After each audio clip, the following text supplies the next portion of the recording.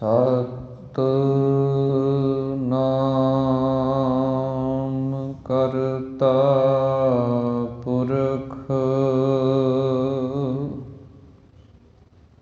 ਨਿਰਭਉ ਨਿਰਵੈਰ ਅਕਾਲ ਮੂਰਤ ਅਜੂਨੀ ਸੈਭੰ ਗੁਰ ਪ੍ਰਸਾਦ ਜਪ ਆਦਿ ਸਚ ਜੁਗਾਦ ਸਚ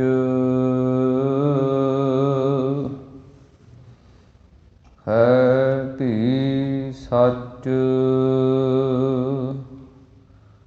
ਨਾਨਕ ਹੋਸੀ ਭੀ ਸਚ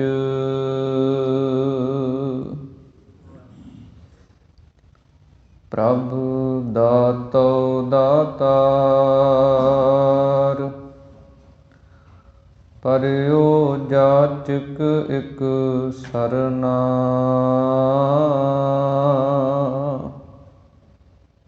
ਮਿਲੈ ਦਾਨ ਸੰਤ ਰੇਣ ਜਿਹ ਲਗ ਭਉ ਜਲ ਤਰਨਾ ਬਿਨਤ ਕਰੋ ਅਰਦਾਸ ਸੁਣਹੁ ਜੇ ਠਾਕੁਰ ਭਾਵੈ ਦੇਹੁ ਦਰਸ ਮਨ ਚਾਉ ਭਗਤ ਇਹੋ ਮਨ ਠਹਿਰਾਵੈ ਭਲਿਓ ਚਿਰਾਗ ਅੰਧਿਆਰ ਮਹਿ ਸਭ ਕਲ ਉਦਰੀ ਇਕ ਨਾਮ ਧਰਮ ਪ੍ਰਗਟ ਸਗਲ ਹਰ ਭਵਨ ਮਹਿ ਜਨ ਨਾਨਕ ਗੁਰ ਪਾਰ ਬ੍ਰਹਮ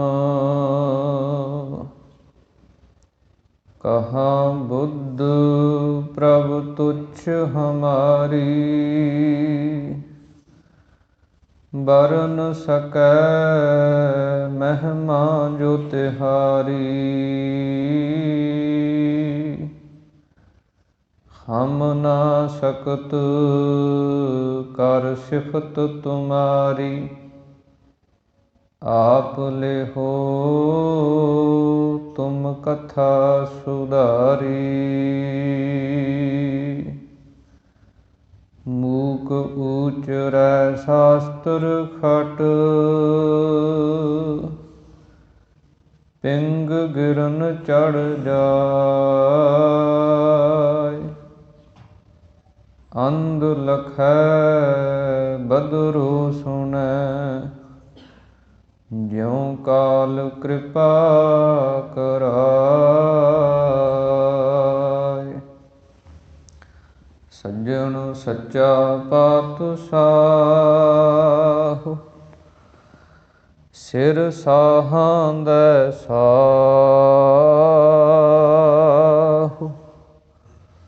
ਜਿਸ ਪਾਸ ਬੈਠਿਆ ਸੋਹੀਐ ਸਭਨਾ ਦਾ ਵਿਸਾਹੁ ਜਿਸ ਪਾਸ ਬੈਠਿਆ ਸੋਹੀਐ ਸਭਨਾ ਦਾ ਵਿਸਾਹੁ।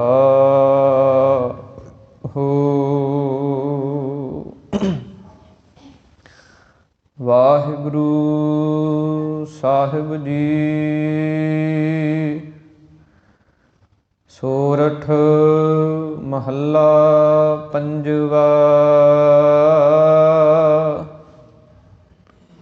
ਆਗੈ ਸੁਖ ਮੇਰੇ ਮੀਤਾ, ਪਾਛੇ ਆਨੰਦ ਪ੍ਰਭ ਕੀਤਾ।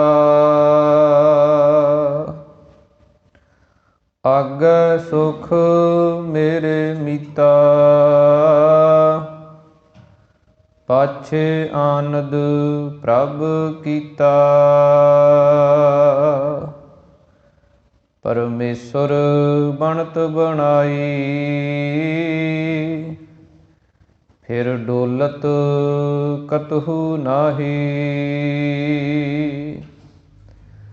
ਸਾਚੇ ਸਾਹਿਬ ਸਿਉ ਮਨ ਮਾਨਿਆ, ਹਰ ਸਰਬ ਨਿਰੰਤਰ ਜਾਣਿਆ।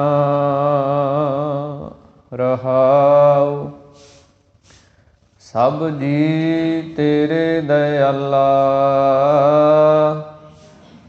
ਆਪਣੇ ਭਗਤ ਕਰਹਿ ਪ੍ਰਤਪਾਲਾ। ਅਚਰਜ ਤੇਰੀ ਵਡਿਆਈ, ਨਿਤ ਨਾਨਕ ਨਾਮ ਧਿਆਈ। ਅਚਰਜ ਤੇਰੀ ਵਡਿਆਈ, ਨਿਤ ਨਾਨਕ ਨਾਮ ਧਿਆਈ। ਸੋਰਠ ਮਹੱਲਾ ਪੰਜਵਾ। ਆਗੈ ਸੁਖ ਮੇਰੇ ਮੀਤਾ, ਪਾਛੇ ਆਨੰਦ ਪ੍ਰਭ ਕੀਤਾ।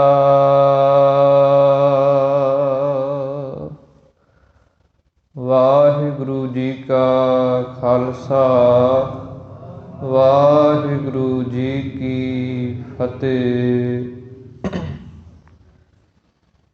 ਸਤਿਗੁਰਾਂ ਦੀ ਸਾਜੀ ਨਵਾਜੀ ਹੋਈ ਪਰਮ ਸਨਮਾਨ ਅਤੇ ਸਤਿਕਾਰਯੋਗ ਗੁਰੂ ਰੂਪ ਗੁਰੂ ਸਰੂਪ ਖਾਲਸਾ ਸਾਧ ਸੰਗਤ ਜੀਓ,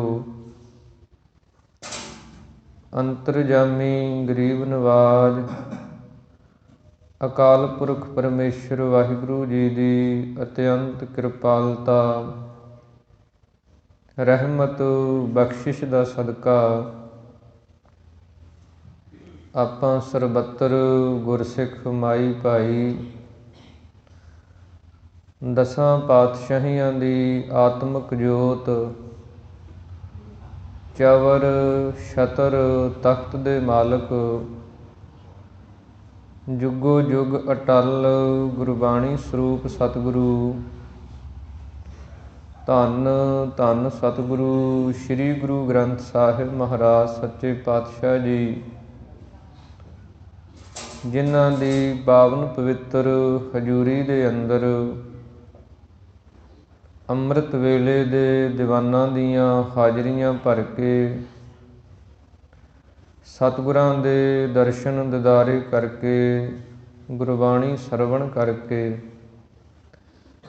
ਆਪਣੇ ਸਮੇਂ ਨੂੰ, ਜੀਵਨ ਨੂੰ ਸਫਲ ਬਣਾ ਰਹੇ ਹਾਂ। ਸਤਿਗੁਰਾਂ ਦੀ ਮਹਾਨ ਕਿਰਪਾ ਹੋਈ ਹੈ।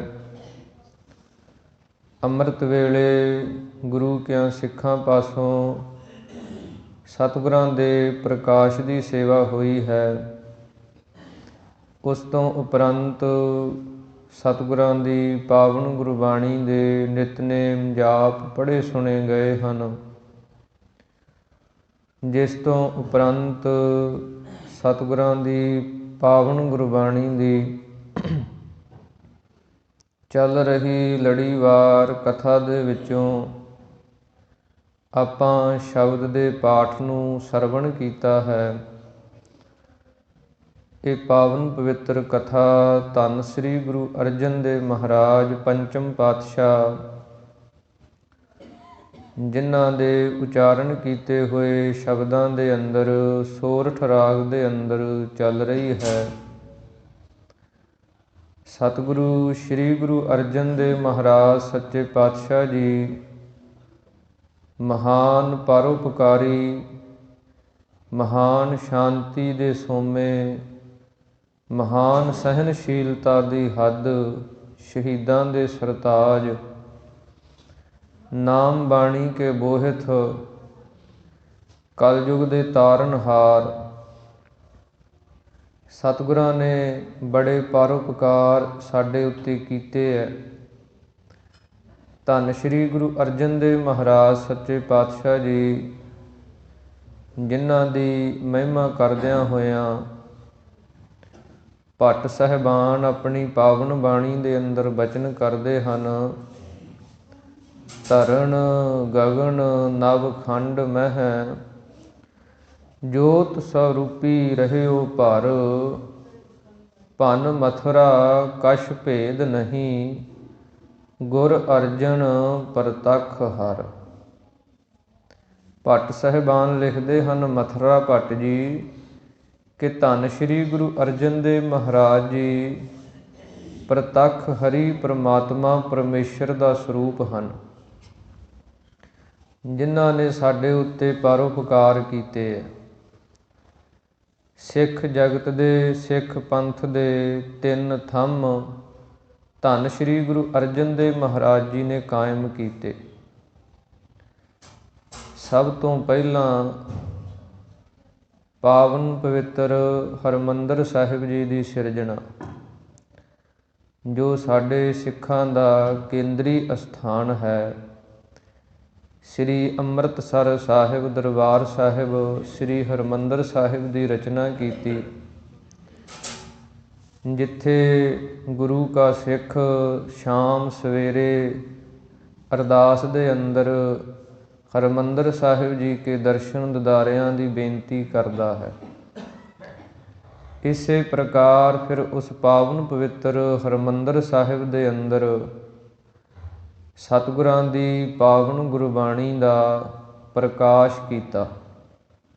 ਇਹ ਵੀ ਧੰਨ ਸ਼੍ਰੀ ਗੁਰੂ ਅਰਜਨ ਦੇਵ ਮਹਾਰਾਜ ਜੀ ਨੇ। ਸਤਿਗੁਰਾਂ ਨੇ ਸਾਰੀ ਬਾਣੀ ਭਾਈ ਗੁਰਦਾਸ ਜੀ ਪਾਸੋਂ ਇਕੱਤਰ ਕਰਵਾ ਕੇ ਇੱਕ ਬੀੜ ਤਿਆਰ ਕੀਤੀ ਤੇ ਉਸ ਹਰਿਮੰਦਰ ਸਾਹਿਬ ਦੇ ਅੰਦਰ ਪ੍ਰਕਾਸ਼ ਕਰਾਇਆ। ਬਾਬਾ ਬੁੱਢਾ ਸਾਹਿਬ ਜੀ ਨੂੰ ਗ੍ਰੰਥੀ ਸਾਹਿਬਾਨ ਲਾਇਆ। ਇਸੇ ਪ੍ਰਕਾਰ ਤੀਸਰਾ ਪਰਉਪਕਾਰ ਧੰਨ ਸ਼੍ਰੀ ਗੁਰੂ ਅਰਜਨ ਦੇਵ ਮਹਾਰਾਜ ਜੀ ਨੇ ਉਸ ਹਰਿਮੰਦਰ ਸਾਹਿਬ ਦੇ ਅੰਦਰ ਨਿਰੰਤਰ ਹਰੀ ਪਰਮੇਸ਼ਰ ਦਾ ਹਰ ਜਸ ਕੀਰਤਨ ਪ੍ਰਾਰੰਭ ਕਰਵਾਇਆ, ਕਿ ਜਿੱਥੇ ਗੁਰੂ ਕੇ ਸਿੱਖ ਅੰਮ੍ਰਿਤ ਸਰੋਵਰਾਂ ਦੇ ਅੰਦਰ ਇਸ਼ਨਾਨ ਕਰਦੇ ਹੈ। ਰਾਮਦਾਸ ਸਰੋਵਰ ਨਾਤੇ, ਸਭ ਉਤਰੇ ਪਾਪ ਕਮਾਤੇ, ਸੰਤੋ ਰਾਮਦਾਸ ਸਰੋਵਰ ਨੀਕਾ, ਜੋ ਨਹਾਵੈ ਸੋ ਕੁਲ ਤਰਾਵੈ, ਉਧਾਰ ਹੁਆ ਹੈ ਜੀ ਕਾ। ਜਿੱਥੇ ਗੁਰੂ ਕੇ ਸਿੱਖ ਆਪਣੇ ਸਰੀਰ ਦਾ ਇਸ਼ਨਾਨ ਕਰਦੇ ਹੈ, ਸਰੀਰ ਦੇ ਦੁੱਖ ਟੁੱਟਦੇ ਹੈ, ਉੱਥੇ ਸਤਿਗੁਰਾਂ ਨੇ ਮਨ ਦੇ ਇਸ਼ਨਾਨ ਵਾਸਤੇ ਪਾਵਨ ਗੁਰਬਾਣੀ ਦਾ ਹਰ ਜਸ ਕੀਰਤਨ ਪ੍ਰਾਰੰਭ ਕਰਵਾਇਆ। ਅੱਠੇ ਪਹਿਰ ਉੱਥੋਂ ਪਾਵਨ ਗੁਰਬਾਣੀ ਦੀਆਂ ਧੁਨਾਂ ਜਿਹੜੀਆਂ ਉਹ ਸੁਣਦੀਆਂ ਰਹਿੰਦੀਆਂ ਹਨ। ਐਸੇ ਮਹਾਨ ਪਰਉਪਕਾਰੀ ਸਤਿਗੁਰੂ ਧੰਨ ਸ਼੍ਰੀ ਗੁਰੂ ਅਰਜਨ ਦੇਵ ਮਹਾਰਾਜ, ਜੋ ਇਹਨਾਂ ਸ਼ਬਦਾਂ ਦੇ ਰਾਹੀਂ ਸਾਨੂੰ ਉਪਦੇਸ਼ ਬਖਸ਼ਿਸ਼ ਕਰ ਰਹੇ ਹਨ। ਇਸ ਪਾਵਨ ਪਵਿੱਤਰ ਸ਼ਬਦ ਦੇ ਅੰਦਰ ਸ੍ਰੀ ਗੁਰੂ ਅਰਜਨ ਦੇਵ ਮਹਾਰਾਜ ਜੀ ਨੇ ਸਿੱਖਿਆ ਬਖਸ਼ਿਸ਼ ਕੀਤੀ ਹੈ। ਰਹਾਉ ਦੀਆਂ ਪੰਕਤੀਆਂ ਦੇ ਅੰਦਰ ਬਚਨ ਹਨ, ਸਾਚੇ ਸਾਹਿਬ ਸਿਓ ਮਨ ਮਾਨਿਆ, ਹਰ ਸਰਬ ਨਿਰੰਤਰ ਜਾਣਿਆ। ਜਿਹੜੀਆਂ ਰਹਾਉ ਦੀਆਂ ਪੰਕਤੀਆਂ ਹੁੰਦੀਆਂ ਹਨ, ਇਸ ਨੂੰ ਸ਼ਬਦ ਦਾ ਕੇਂਦਰੀ ਭਾਵ ਕਿਹਾ ਜਾਂਦਾ ਹੈ, ਕਿ ਇਸ ਪਾਵਨ ਪਵਿੱਤਰ ਸ਼ਬਦ ਦੇ ਅੰਦਰ ਸਿੱਖਿਆ ਕੀ ਬਖਸ਼ਿਸ਼ ਕੀਤੀ ਗਈ ਹੈ। ਤਾਂ ਸਤਿਗੁਰੂ ਜੀ ਬਚਨ ਕਰਦੇ ਹਨ ਕਿ ਜਦੋਂ ਸਾਡਾ ਮਨ ਸੱਚੇ ਸਾਹਿਬ ਪਰਮੇਸ਼ਰ ਦੇ ਵਿੱਚ ਮੰਨ ਜਾਂਦਾ, ਫਿਰ ਸਤਿਗੁਰੂ ਜੀ ਕਹਿੰਦੇ ਹਰ ਸਰਬ ਨਿਰੰਤਰ ਜਾਣਿਆ। ਹਰੀ ਪਰਮੇਸ਼ਰ ਜਿਹੜਾ ਹੈ, ਉਸ ਨੂੰ ਹਰ ਜਗ੍ਹਾ 'ਤੇ ਜੀਵ ਮਹਿਸੂਸ ਕਰਦਾ ਹੈ। ਪਰ ਉਹਦੇ ਵਾਸਤੇ ਪਹਿਲਾਂ ਮਨ ਜਿਹੜਾ ਉਸ ਨੂੰ ਮਨਾਉਣਾ ਪੈਂਦਾ ਹੈ। ਜਿਹੜੀ ਚੀਜ਼ ਨੂੰ ਸਾਡਾ ਮਨ ਮੰਨਦਾ ਹੈ ਉਹਨੂੰ ਆਪਾਂ ਜਾਣਦੇ ਹਾਂ, ਉਹਨੂੰ ਸਮਝਦੇ ਹਾਂ, ਉਹਨੂੰ ਚੇਤੇ ਕਰਦੇ ਹਾਂ। ਜਿਹੜੀ ਚੀਜ਼ ਦੇ ਅੰਦਰ ਸਾਡਾ ਮਨ ਨਹੀਂ ਮੰਨਦਾ ਆਪਾਂ ਉਹਨੂੰ ਯਾਦ ਨਹੀਂ ਕਰਦੇ, ਆਪਾਂ ਉਹਦਾ ਖਿਆਲ ਨਹੀਂ ਰੱਖਦੇ। ਇਸ ਕਰਕੇ ਸਤਿਗੁਰੂ ਜੀ ਕਹਿੰਦੇ ਮਨ ਜਿਹੜਾ ਹੈ ਇਸ ਨੂੰ ਇਸ ਗੱਲ 'ਤੇ ਮਨਾ ਲੈਣਾ ਕਿ ਪਰਮੇਸ਼ਰ ਹੈ, ਉਹਦੀ ਅਰਾਧਨਾ ਕਰਨੀ ਹੈ, ਉਹਦੀ ਭਗਤੀ ਕਰਨੀ ਹੈ। ਇਹ ਗੱਲ ਜਦੋਂ ਮਨ ਮੰਨ ਜਾਂਦਾ ਫਿਰ ਸਤਿਗੁਰੂ ਜੀ ਕਹਿੰਦੇ ਜੀਵ ਨਾਮ ਤੇ ਬਾਣੀ ਦੇ ਰਸਤੇ 'ਤੇ ਤੁਰਦਾ ਹੈ। ਜਿਵੇਂ ਭਗਤ ਕਬੀਰ ਸਾਹਿਬ ਜੀ ਨੇ ਬਚਨ ਕਹੇ ਹਨ ਕਿ ਮਨ ਮਾਨਿਆ ਤਉ ਹਰਿ ਜਾਣਿਆ, ਕਿ ਜਦੋਂ ਮਨ ਮੰਨ ਜਾਂਦਾ ਕਿਸੇ ਚੀਜ਼ ਨੂੰ, ਪਰਮੇਸ਼ਰ ਦੀ ਹੋਂਦ ਨੂੰ ਮੰਨ ਜਾਂਦਾ, ਉਹਦੀ ਭਗਤੀ ਕਰਨ ਲੱਗ ਜਾਂਦਾ, ਫੇਰ ਹੀ ਹਰੀ ਪਰਮੇਸ਼ਰ ਨੂੰ ਇਹ ਜਾਣ ਸਕਦਾ, ਸਮਝ ਸਕਦਾ, ਉਹਦੇ ਆਨੰਦ ਨੂੰ ਮਾਣ ਸਕਦਾ, ਉਹਦੇ ਗਿਆਨ ਨੂੰ ਹਾਸਲ ਕਰ ਸਕਦਾ। ਅਤੇ ਮਨ ਨੂੰ ਸਮਝਾਉਣ ਵਾਸਤੇ ਹੀ ਸਤਿਗੁਰਾਂ ਦੀ ਪਾਵਨ ਗੁਰਬਾਣੀ ਹੈ, ਗੁਰੂ ਕਾ ਇਤਿਹਾਸ ਹੈ, ਗੁਰੂ ਕੀਆਂ ਸਾਖੀਆਂ ਹਨ, ਜਿਨ੍ਹਾਂ ਨੂੰ ਪੜ੍ਹ ਸੁਣ ਕੇ ਸਾਡਾ ਮਨ ਜਿਹੜਾ ਉਹਦੇ ਅੰਦਰ ਧਰਮ ਦਾ ਸੰਸਕਾਰ ਪੈਦਾ ਹੁੰਦਾ। ਜਿਵੇਂ ਸਤਿਗੁਰਾਂ ਦੀ ਪਾਵਨ ਬਾਣੀ ਬਚਨ ਕਰਦੀ ਹੈ, ਮਨ ਸਮਝਾਵਣ ਕਾਰਨੇ ਕਛੂਕ ਪੜ੍ਹੀਐ ਗਿਆਨ, ਕਿ ਜਿੰਨਾ ਵੀ ਗਿਆਨ ਧਿਆਨ ਹੈ, ਜਿੰਨੇ ਵੀ ਰਿਸ਼ੀਆਂ ਮੁਨੀਆਂ ਦੁਆਰਾ ਗ੍ਰੰਥ ਵੇਦ ਸ਼ਾਸਤਰ ਲਿਖੇ ਗਏ, ਉਹ ਸਾਰਿਆਂ ਦਾ ਪ੍ਰਯੋਜਨ ਇਹੀ ਹੈ ਕਿ ਸਾਡਾ ਮਨ ਜਿਹੜਾ ਉਹ ਸਮਝ ਜਾਏ, ਮਨ ਜਿਹੜਾ ਉਹ ਪਰਮੇਸ਼ਰ ਦੀ ਹੋਂਦ ਨੂੰ ਕਬੂਲ ਕਰ ਲਵੇ, ਅਤੇ ਫਿਰ ਸਤਿਗੁਰੂ ਜੀ ਕਹਿੰਦੇ ਇਹਨੂੰ ਸਾਰੀਆਂ ਦਾਤਾਂ ਦੀ ਪ੍ਰਾਪਤੀ ਹੁੰਦੀ ਹੈ। ਇਸ ਪ੍ਰਕਾਰ ਧੰਨ ਸ਼੍ਰੀ ਗੁਰੂ ਅਰਜਨ ਦੇਵ ਮਹਾਰਾਜ ਇਸ ਪਾਵਨ ਪਵਿੱਤਰ ਸ਼ਬਦ ਦੇ ਰਾਹੀਂ ਆਪਾਂ ਨੂੰ ਉਪਦੇਸ਼ ਬਖਸ਼ਿਸ਼ ਕਰ ਰਹੇ ਹਨ। ਸਾਰੀ ਸੰਗਤ ਪ੍ਰੇਮ ਦੇ ਨਾਲ ਗੁਰੂ ਕੀ ਪਾਵਨ ਗੁਰਬਾਣੀ ਦੀ ਕਥਾ ਵਿਚਾਰ ਸਰਵਣ ਕਰੀਏ। ਇੱਕ ਵਾਰੀ ਪ੍ਰੇਮ ਦੇ ਨਾਲ ਉਚਾਰਨ ਕਰੋ ਜੀ, ਸਤਿਨਾਮ ਸ੍ਰੀ ਵਾਹਿਗੁਰੂ ਸਾਹਿਬ ਜੀ। ਵਾਹਿਗੁਰੂ ਸਾਹਿਬ ਜੀ। ਸੋਰਠ ਮਹੱਲਾ ਪੰਜਵਾ। ਆਗੈ ਸੁਖ ਮੇਰੇ ਮੀਤਾ, ਪਾਛੇ ਆਨੰਦ ਪ੍ਰਭ ਕੀਤਾ।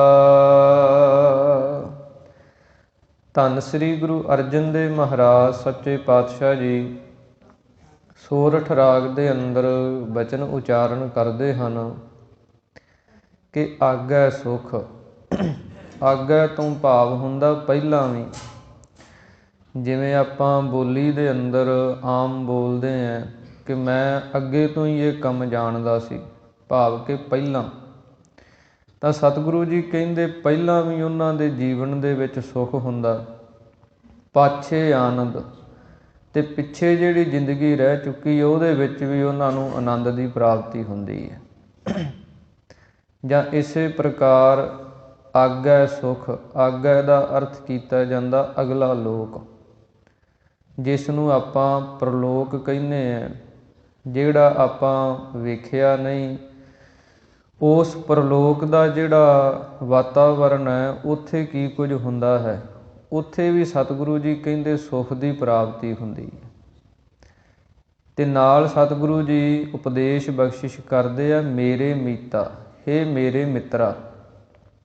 ਇਹ ਸਤਿਗੁਰਾਂ ਦਾ ਸਮਝਾਉਣ ਦਾ ਮਿੱਤਰ ਭਾਵ ਦੇ ਨਾਲ, ਇਹ ਵੀ ਇੱਕ ਸਤਿਗੁਰਾਂ ਦੀ ਵਿਲੱਖਣਤਾ ਹੈ। ਪੁਰਾਣੇ ਸਮੇਂ ਦੇ ਅੰਦਰ ਜਿਹੜੇ ਕੋਈ ਰਿਸ਼ੀ ਮੁਨੀ ਦੇਵੀ ਦੇਵਤੇ ਅਵਤਾਰ ਹੋਏ ਹਨ, ਉਹਨਾਂ ਦੇ ਜਦੋਂ ਆਪਾਂ ਜੀਵਨ ਪੜ੍ਹਦੇ ਹਾਂ ਅਤੇ ਉਹਨਾਂ ਨੇ ਜਿਹੜੇ ਉਪਦੇਸ਼ ਬਖਸ਼ਿਸ਼ ਕੀਤੇ ਹੈ, ਉਹਨਾਂ ਦੇ ਵਿੱਚ ਉਹਨਾਂ ਨੇ ਕਿਸੇ ਨੂੰ ਸਖਤੀ ਦੇ ਨਾਲ, ਜਿਹੜੇ ਕੋਈ ਜੀਵ ਪਤਿਤ ਸਨ, ਪਾਪੀ ਸਨ, ਉਹਨਾਂ ਨੂੰ ਉਹ ਸਤਿਕਾਰ ਨਹੀਂ ਦਿੱਤਾ। ਕਿਸੇ ਨੇ ਆਪਣੀ ਪੂਜਾ ਦੇ ਵਿੱਚ ਲਾ ਲਿਆ, ਕਿਸੇ ਨੇ ਹੋਰ ਵਹਿਮਾਂ ਭਰਮਾਂ ਦੇ ਵਿੱਚ ਪਾ ਦਿੱਤਾ। ਪਰ ਸਤਿਗੁਰੂ ਸ੍ਰੀ ਗੁਰੂ ਨਾਨਕ ਦੇਵ ਮਹਾਰਾਜ ਜੀ ਦਾ ਸਿਧਾਂਤ ਦੇਖੋ। ਜਦੋਂ ਸਤਿਗੁਰਾਂ ਦਾ ਇਤਿਹਾਸ ਆਪਾਂ ਪੜ੍ਹਦੇ ਹਾਂ ਅਤੇ ਸਤਿਗੁਰੂ ਸ੍ਰੀ ਗੁਰੂ ਨਾਨਕ ਦੇਵ ਮਹਾਰਾਜ ਇੱਕ ਚੋਰ ਦੇ ਕੋਲ ਵੀ ਜਾਂਦੇ ਹੈ ਅਤੇ ਉਹਨੂੰ ਵੀ ਗੁਰੂ ਕੀ ਪਾਵਨ ਬਾਣੀ ਦਾ ਉਪਦੇਸ਼ ਬਖਸ਼ਿਸ਼ ਕਰਦੇ, ਉਹਨੂੰ ਵੀ ਸਤਿਕਾਰ ਦੇ ਨਾਲ, ਪ੍ਰੇਮ ਦੇ ਨਾਲ, ਕਿਉਂਕਿ ਪ੍ਰੇਮ ਜਿਹੜਾ ਹੈ ਸਭ ਤੋਂ ਵੱਡੀ ਸ਼ਕਤੀ ਹੈ। ਪ੍ਰੇਮ ਦੇ ਨਾਲ ਵੱਡੇ ਵੱਡੇ ਪਾਪੀ ਜਿਹੜੇ ਹੈ ਉਹ ਵੀ ਪਰਮੇਸ਼ਰ ਦੀ ਬੰਦਗੀ ਵਾਲੇ ਪਾਸੇ ਆ ਜਾਂਦੇ ਹੈ, ਜਦੋਂ ਕੋਈ ਪ੍ਰੇਮ ਦੇ ਨਾਲ ਉਹਨਾਂ ਨੂੰ ਪ੍ਰੇਰਦਾ ਹੈ, ਮੋੜਦਾ ਹੈ। ਇਹ ਸਤਿਗੁਰੂ ਜੀ ਇੱਥੇ ਕਿੱਡੇ ਪ੍ਰੇਮ ਦੇ ਨਾਲ ਆਪਾਂ ਨੂੰ ਉਪਦੇਸ਼ ਬਖਸ਼ਿਸ਼ ਕਰ ਰਹੇ ਹਨ ਕਿ ਹੇ ਮੇਰੇ ਮਿੱਤਰਾ, ਹੇ ਮੇਰੇ ਭਰਾਵਾ, ਆਗੈ ਸੁਖ, ਹੇ ਭਾਈ ਤੈਨੂੰ ਅੱਗੇ ਪ੍ਰਲੋਕ ਦੇ ਅੰਦਰ ਵੀ ਸੁੱਖ ਮਿਲੇਗਾ, ਪਾਛੈ ਆਨੰਦ ਪ੍ਰਭ ਕੀਤਾ। ਇਹ ਜਿਹੜਾ ਤੇਰਾ ਲੋਕ ਹੈ, ਮਾਤ ਲੋਕ ਹੈ, ਇੱਥੇ ਵੀ ਤੈਨੂੰ ਆਨੰਦ ਦੀ ਪ੍ਰਾਪਤੀ ਹੋਏਗੀ। ਲੋਕ ਤੇ ਪ੍ਰਲੋਕ ਦੇ ਅੰਦਰ ਤੈਨੂੰ ਸੁੱਖ ਜਿਹੜਾ ਉਹਦੀ ਪ੍ਰਾਪਤੀ ਹੋਏਗੀ। ਤੇ ਸਤਿਗੁਰੂ ਜੀ ਕਹਿੰਦੇ ਕਿ ਜਦੋਂ ਤੇਰਾ ਮਨ ਪਰਮੇਸ਼ਰ ਨੂੰ ਮੰਨਣ ਲੱਗ ਪਿਆ, ਫਿਰ ਤੈਨੂੰ ਇਹ ਦਾਤਾਂ ਜਿਹੜੀਆਂ ਪ੍ਰਾਪਤ ਹੋਣੀਆਂ। ਅੱਗੇ ਪ੍ਰਲੋਕ ਦੇ ਅੰਦਰ ਰੇ ਰੇ ਦਰਗਹਿ ਕਹਿ ਨਾ ਕੋਊ, ਆਓ ਬੈਠ ਆਦਰ ਸੁਭ ਦੇਊ, ਕਿ ਜਿੱਥੇ ਜੀਵ ਦਾ ਕੋਈ ਸਤਿਕਾਰ ਨਹੀਂ, ਉੱਥੇ ਸਤਿਕਾਰ ਹੁੰਦਾ ਤੇ ਬੰਦਗੀ ਵਾਲਿਆਂ ਦਾ, ਜਿਨ੍ਹਾਂ ਨੇ ਨਾਮ ਜਪਿਆ, ਜਿਨ੍ਹਾਂ ਨੇ ਬਾਣੀ ਪੜ੍ਹੀ ਹੈ, ਜਿਨ੍ਹਾਂ ਨੇ ਗੁਰੂ ਘਰ ਦੀ ਸੇਵਾ ਕੀਤੀ ਹੈ। ਇਸ ਕਰਕੇ ਸਤਿਗੁਰੂ ਜੀ ਕਹਿੰਦੇ ਅੱਗੇ ਪ੍ਰਲੋਕ ਦੇ ਅੰਦਰ ਵੀ ਤੈਨੂੰ ਸੁੱਖ ਦੀ ਪ੍ਰਾਪਤੀ ਹੈ, ਪਾਛੇ ਆਨੰਦ ਪ੍ਰਭ ਕੀਤਾ। ਪਿੱਛੇ ਇਸ ਲੋਕ ਦੇ ਅੰਦਰ ਵੀ ਪ੍ਰਭੂ ਪਰਮੇਸ਼ਰ ਨੇ ਤੇਰੀ ਜ਼ਿੰਦਗੀ ਦੇ ਅੰਦਰ ਆਨੰਦ ਪੈਦਾ ਕਰ ਦਿੱਤਾ ਹੈ। ਆਨੰਦ ਜਿਹੜਾ ਹੈ ਸੰਸਾਰ ਦੇ ਅੰਦਰ ਬੜੇ ਪ੍ਰਕਾਰ ਦਾ ਮੰਨਿਆ ਹੈ। ਜਿਵੇਂ ਸਤਿਗੁਰਾਂ ਦੀ ਪਾਵਨ ਬਾਣੀ ਬਚਨ ਕਰਦੀ ਹੈ, ਆਨੰਦ ਆਨੰਦ ਸਭ ਕੋ ਕਹੈ, ਆਨੰਦ ਗੁਰੂ ਤੇ ਜਾਣਿਆ। ਅਸਲੀ ਜਿਹੜਾ ਆਨੰਦ ਹੈ ਉਹ ਗੁਰੂ ਦੇ ਪਾਸੋਂ ਹੀ ਪ੍ਰਾਪਤ ਹੁੰਦਾ, ਨਹੀਂ ਤੇ ਸੰਸਾਰ ਦੇ ਅੰਦਰ ਕਿਸੇ ਨੇ ਚੰਗਾ ਖਾਣ ਪੀਣ ਦੇ ਅੰਦਰ ਆਨੰਦ ਮੰਨਿਆ, ਕਿਸੇ ਨੇ ਚੰਗਾ ਪਹਿਨਣ ਦੇ ਅੰਦਰ ਆਨੰਦ ਮੰਨਿਆ, ਪਰ ਉਹ ਜਿਹੜੇ ਆਨੰਦ ਹਨ ਉਹ ਕੁਝ ਸਮੇਂ ਦਾ ਜਿਹੜਾ ਸੁੱਖ ਹੈ ਉਹ ਦਿੰਦੇ ਹੈ। ਜਿੰਨਾ ਚਿਰ ਮਨ ਉਹਨਾਂ ਦੇ ਵਿੱਚ ਪਰਚਿਆ ਰਹਿੰਦਾ, ਮਨ ਉਹਨਾਂ ਦੇ ਨਾਲ ਜੁੜਿਆ ਰਹਿੰਦਾ ਤੇ ਜੀਵ ਨੂੰ ਆਨੰਦ ਮਿਲਦਾ, ਸੁੱਖ ਮਿਲਦਾ। ਪਰ ਥੋੜ੍ਹਾ ਸਮਾਂ ਪਾ ਕੇ ਉਹ ਰਸ ਟੁੱਟ ਜਾਂਦਾ, ਕਿਉਂਕਿ ਉਹ ਮਾਇਕੀ ਰਸ ਹੈ, ਸੰਸਾਰੀ ਰਸ ਹੈ। ਜਿਹੜਾ ਪਰਮੇਸ਼ਰ ਦੇ ਨਾਮ ਦਾ ਰਸ ਹੈ, ਭਗਤੀ ਦਾ ਰਸ ਹੈ, ਸੇਵਾ ਸਿਮਰਨ ਦਾ ਰਸ ਹੈ, ਇਹ ਨਿਰੰਕਾਰੀ ਰਸ ਹੈ, ਇਹ ਟੁੱਟਦਾ ਨਹੀਂ। ਇਸ ਕਰਕੇ ਸਤਿਗੁਰੂ ਜੀ ਕਹਿੰਦੇ ਉਹਨਾਂ ਦੇ ਜੀਵਨ ਦੇ ਅੰਦਰ ਉਹਨਾਂ ਨੂੰ ਆਨੰਦ ਦੀ ਪ੍ਰਾਪਤੀ ਹੋ ਜਾਂਦੀ ਹੈ। ਪਰਮੇਸ਼ਰ ਬਣਤ ਬਣਾਈ, ਫਿਰ ਡੋਲਤ ਕਤਹੂ ਨਾਹੀ। ਸਤਿਗੁਰੂ ਜੀ ਕਹਿੰਦੇ ਜੋ ਪਰਮ ਈਸ਼ਰ, ਸਭ ਦਾ ਮਾਲਕ ਪਰਮੇਸ਼ਰ ਵਾਹਿਗੁਰੂ ਹੈ, ਉਸ ਨੇ ਹੀ ਇਹ ਸਾਰੀ ਬਣਤਰ ਜਿਹੜੀ ਬਣਾਈ ਹੈ, ਉਸੇ ਨੇ ਹੀ ਇਹ ਲੋਕ ਬਣਾਇਆ, ਪ੍ਰਲੋਕ ਬਣਾਇਆ, ਇਹ ਪੰਜਾਂ ਤੱਤਾਂ ਦਾ ਸਾਡਾ ਸਰੀਰ ਬਣਾ ਦਿੱਤਾ। ਪਾਂਚ ਤੱਤ ਕੋ ਤਨ ਰਚਿਓ, ਜਾਨੋ ਚਤੁਰ ਸੁਜਾਨ। ਕਿਵੇਂ ਉਹ ਪਰਮੇਸ਼ਰ ਨੇ ਪੰਜਾਂ ਤੱਤਾਂ ਦੇ ਨਾਲ ਸਾਡਾ ਸਰੀਰ ਜਿਹੜਾ ਇਹਦੀ ਘਾੜਤ ਕੱਢ ਦਿੱਤੀ। ਚਾਰ ਖਾਣੀਆਂ ਦੁਆਰਾ ਅੰਡਜ ਜੇਰਜ ਸੇਤਜ ਉਤਪੁਜ, ਤੇਰੇ ਕੀਏ ਜਨਤਾ। ਚਾਰ ਖਾਣੀਆਂ ਦੁਆਰਾ ਇਹ ਸ੍ਰਿਸ਼ਟੀ ਦੀ ਬਣਤਰ ਜਿਹੜੀ ਬਣਾ ਦਿੱਤੀ। ਇਹ ਸਾਰੀ ਬਣਾਵਟ ਨੂੰ ਬਣਾਉਣ ਵਾਲਾ ਜੋ ਪਰਮੇਸ਼ਰ ਵਾਹਿਗੁਰੂ ਹੈ, ਜਦੋਂ ਉਸ ਦੇ ਵਿੱਚ ਸਾਡਾ ਮਨ ਮੰਨ ਜਾਂਦਾ ਹੈ, ਫਿਰ ਡੋਲਤ ਕਤਹੂ ਨਾਹੀ। ਫਿਰ ਸਤਿਗੁਰੂ ਜੀ ਕਹਿੰਦੇ ਜੀਵ ਜਿਹੜਾ ਇਹ ਡੋਲਦਾ ਨਹੀਂ, ਇਹ ਆਪਣੇ ਮਾਰਗ ਤੋਂ ਭਟਕਦਾ ਨਹੀਂ, ਭਰਮ ਦੇ ਵਿੱਚ ਨਹੀਂ ਆਉਂਦਾ, ਇਹਦਾ ਮਨ ਜਿਹੜਾ ਕਦੇ ਉਦਾਸ ਨਹੀਂ ਹੁੰਦਾ, ਨਹੀਂ ਤੇ ਜੀਵ ਡੋਲਣ ਲੱਗ ਜਾਂਦਾ। ਛੋਟਾ ਜਿਹਾ ਵੀ ਦੁੱਖ ਆਵੇ ਤਾਂ ਵੀ ਡੋਲ ਜਾਂਦਾ, ਘਬਰਾ ਜਾਂਦਾ। ਪਰ ਸਤਿਗੁਰੂ ਜੀ ਕਹਿੰਦੇ ਮਨ ਦੇ ਅੰਦਰ ਜਦੋਂ ਪਰਮੇਸ਼ਰ ਵਾਹਿਗੁਰੂ ਦੀ ਹੋਂਦ ਵਸ ਜਾਂਦੀ ਹੈ, ਫਿਰ ਸਤਿਗੁਰੂ ਜੀ ਕਹਿੰਦੇ ਜਿਹੜਾ ਮਨ ਹੈ ਸਾਡਾ ਡੋਲਦਾ ਨਹੀਂ, ਇਹ ਮਜ਼ਬੂਤ ਹੋ ਜਾਂਦਾ, ਇਹ ਡਿੱਗਣ ਡੋਲੇ ਤੋਂ ਰਹਿਤ ਹੋ ਜਾਂਦਾ ਹੈ। ਸਾਚੇ ਸਾਹਿਬ ਸਿਉ ਮਨ ਮਾਨਿਆ, ਹਰ ਸਰਬ ਨਿਰੰਤਰ ਜਾਣਿਆ। ਸਤਿਗੁਰੂ ਜੀ ਕਹਿੰਦੇ ਸੱਚੇ ਸਾਹਿਬ ਪਰਮੇਸ਼ਰ ਦੇ ਵਿੱਚ ਜਦੋਂ ਜੀਵ ਦਾ ਮਨ ਮੰਨ ਜਾਂਦਾ, ਕਿਉਂਕਿ ਮਨ ਜਿਹੜਾ ਇਹਨੂੰ ਮਨਾਉਣਾ ਬੜਾ ਔਖਾ ਹੈ। ਮਨ ਨੂੰ ਟਿਕਾਉਣਾ, ਮਨ ਨੂੰ ਇਕਾਗਰ ਕਰਨਾ ਇਹ ਬੜਾ ਕਠਿਨ ਕਾਰਜ ਹੈ, ਕਿਉਂਕਿ ਮਨ ਦੀ ਬਿਰਤੀ ਜਿਹੜੀ ਉਹ ਚੰਚਲ ਹੈ। ਅਤੇ ਮਨ ਦੀ ਬਾਬਤ ਧਾਰਮਿਕ ਵਿਦਵਾਨਾਂ ਨੇ, ਜਿਹੜੇ ਕੋਈ ਰਿਸ਼ੀ ਮੁਨੀ, ਜਿਹੜੇ ਬੰਦਗੀ ਕਰਨ ਵਾਲੇ, ਆਤਮਾ ਦੇ ਖੋਜੀ ਹੋਏ, ਉਹਨਾਂ ਨੇ ਗ੍ਰੰਥ ਲਿਖੇ ਹੈ ਅਤੇ ਉਹਨਾਂ ਨੇ ਆਪਣਾ ਅਨੁਭਵ ਲਿਖਿਆ ਕਿ ਮਨ ਦੀ ਬਾਬਤ ਉਹਨਾਂ ਨੇ ਕਿਵੇਂ ਕੀ ਸਮਝਿਆ। ਇੱਕ ਮਹਾਤਮਾ ਨੇ ਬਚਨ ਲਿਖੇ ਹਨ ਕਿ ਮਨ ਕੀ ਚੀਜ਼ ਹੈ। ਉਹਦੇ ਬਚਨ ਆਉਂਦੇ ਹਨ, ਚਲ ਦਲ ਪੱਤਰ ਪਤਾਕ ਪਟ, ਦਾਮਣ ਕੱਛਪ ਮਾਥ, ਭੂਤ ਦੀਪ ਦੀਪਕ ਸਿਖਾ, ਜੋ ਮਨ ਵਿਰਤ ਅਨਾਥ। ਕਹਿੰਦਾ ਮਨ ਦੀ ਬਿਰਤੀ ਐਸੀ ਹੈ ਕਿ ਜਿਵੇਂ ਇਹ ਚੀਜ਼ਾਂ ਚੰਚਲ ਮੰਨੀਆਂ, ਇਹਦੇ ਤੋਂ ਵੀ ਵੱਧ ਕੇ ਮਨ ਚੰਚਲ ਹੈ। ਚਲ ਦਲ ਪੱਤਰ, ਚਲ ਦਲ ਕਹਿੰਦੇ ਹਨ ਪਿੱਪਲ ਦੇ ਰੁੱਖ ਨੂੰ। ਜਿਵੇਂ ਪਿੱਪਲ ਦਾ ਰੁੱਖ ਜਾਂ ਕੋਈ ਹੋਰ ਰੁੱਖ ਲਾ ਲਓ ਜਿਹਦੇ ਪੱਤੇ ਚੌੜੇ ਹੁੰਦੇ ਹੈ, ਅਤੇ ਉਹ ਰੁੱਖ ਦੇ ਜਿਹੜੇ ਪੱਤੇ ਹੈ ਉਹ ਕਦੇ ਟਿਕਦੇ ਨਹੀਂ, ਉਹ ਹਿੱਲਦੇ ਹੀ ਰਹਿੰਦੇ ਆ। ਹਵਾ ਨਾ ਵੀ ਹੋਵੇ ਤਾਂ ਵੀ ਪੱਤੇ ਹਿੱਲਦੇ ਰਹਿੰਦੇ ਆ, ਉਹਨਾਂ ਦੀ ਚੰਚਲਤਾ ਹੈ। ਇਸੇ ਪ੍ਰਕਾਰ ਹੀ ਪਤਾਕ ਪਟ, ਪਤਾਕ ਕਹਿੰਦੇ ਹਨ ਝੰਡੇ ਨੂੰ। ਜਿਹੜਾ ਝੰਡੇ ਦਾ ਫਰਲਾ ਹੈ ਉਹ ਵੀ ਕਦੇ ਟਿਕਦਾ ਨਹੀਂ, ਉਹ ਵੀ ਹਿੱਲਦਾ ਰਹਿੰਦਾ। ਇਸੇ ਪ੍ਰਕਾਰ ਚਲ ਦਲ ਪੱਤਰ ਪਤਾਕ ਪਟ, ਦਾਮਣ, ਦਾਮਣ ਕਹਿੰਦੇ ਹਨ ਬਿਜਲੀ ਨੂੰ। ਜਦੋਂ ਬੱਦਲ ਚੜ੍ਹਦੇ ਹੈ ਸਾਉਣ ਭਾਦਰੋਂ ਦੇ ਮਹੀਨਿਆਂ 'ਚ, ਅਤੇ ਕਿਵੇਂ ਬਿਜਲੀ ਚਮਕਾਰੇ ਮਾਰਦੀ ਹੈ, ਕਿੰਨੀ ਚੰਚਲ ਹੁੰਦੀ ਹੈ। ਇਸੇ ਪ੍ਰਕਾਰ ਦਾਮਣ ਕੱਛਪ ਮਾਥ, ਇਸੇ ਪ੍ਰਕਾਰ ਹੀ ਜਿਹੜਾ ਕੱਛੂ ਕੁੰਮਾ ਆਪਾਂ ਵੇਖਦੇ ਹਾਂ, ਉਹਦੇ ਉੱਪਰ ਇੱਕ ਉਹਦੇ ਕਵਰ ਹੁੰਦਾ, ਉਹ ਹਿੱਲਦਾ ਰਹਿੰਦਾ। ਫਿਰ ਉਹ ਮਹਾਤਮਾ ਲਿਖਦਾ ਹੈ, ਭੂਤ ਦੀਪ ਦੀਪਕ ਸਿਖਾ। ਜਿਵੇਂ ਦੀਵਾ ਬਲਦਾ ਹੋਵੇ, ਉਹਦੀ ਲਾਟ ਨੂੰ ਆਪਾਂ ਵੇਖਦੇ ਹਾਂ, ਉਹ ਸਿੱਧੀ ਨਹੀਂ ਚੱਲਦੀ, ਉਹਦੇ ਵਿੱਚ ਵੰਗ ਜਿਹੜਾ ਵਾਲਾ ਉਹ ਪੈਂਦਾ। ਕਹਿੰਦਾ ਜਿਉਂ ਮਨ ਵਿਰਤ ਅਨਾਥ, ਜਿਵੇਂ ਇਹ ਚੀਜ਼ਾਂ ਚੰਚਲ ਮੰਨੀਆਂ, ਇੱਦਾਂ ਹੀ ਸਾਡਾ ਮਨ ਚੰਚਲ ਹੈ, ਇਹ ਕਦੇ ਟਿਕਦਾ ਨਹੀਂ। ਕਬਹੂ ਜੀਅੜਾ ਊਬ ਚੜ੍ਹਤ ਹੈ, ਕਬਹੂ ਜਾਏ ਪਿਆਲੇ, ਲੋਭੀ ਜੀਅਰਾ ਥਿਰ ਨਾ ਰਹਿਤ ਹੈ, ਚਾਰੇ ਕੁੰਟਾਂ ਭਾਲੇ। ਮਨ ਜਿਹੜਾ ਉਹ ਐਸਾ ਤੇਜ਼ ਹੈ, ਐਸੀ ਮਨ ਦੀ ਰਫਤਾਰ ਹੈ ਕਿ ਇੱਕ ਸਕਿੰਟ ਦੇ ਅੰਦਰ ਹੀ ਮਨ ਕਿਤੇ ਦਾ ਕਿਤੇ ਪਹੁੰਚ ਜਾਂਦਾ। ਇਹ ਮਨ ਦੀ ਬਿਰਤੀ ਹੈ ਕਿ ਜੀਵ ਬੈਠਾ ਕਿਤੇ ਹੈ, ਸਰੀਰ ਕਿਤੇ ਹੈ, ਅਤੇ ਮਨ ਜਿਹੜਾ ਉਹ ਕਿਤੇ ਹੋਰ ਤੁਰਿਆ ਫਿਰਦਾ। ਇਸ ਕਰਕੇ ਉਹ ਜਿਹੜਾ ਤੁਰਿਆ ਫਿਰਦਾ, ਇੱਧਰ ਉੱਧਰ ਭਟਕਦੀ ਫਿਰਦੀ ਬਿਰਤੀ ਹੈ, ਉਹਨੂੰ ਗੁਰੂ ਦੇ ਨਾਮ ਦੇ ਵਿੱਚ ਜੋੜ ਦੇਣਾ, ਬਾਣੀ ਦੇ ਵਿੱਚ ਜੋੜ ਦੇਣਾ, ਇਕਾਗਰ ਕਰ ਲੈਣਾ, ਉਹ ਹੈ ਮਨ ਨੂੰ ਮਨਾਉਣਾ। ਉਹ ਬੜਾ ਕਠਿਨ ਕੰਮ ਹੈ ਕਿ ਮਨ ਨੂੰ ਜਾਣ ਨਹੀਂ ਦੇਣਾ, ਕਿਸੇ ਪਾਸੇ ਰੋਕ ਕੇ ਰੱਖਣਾ।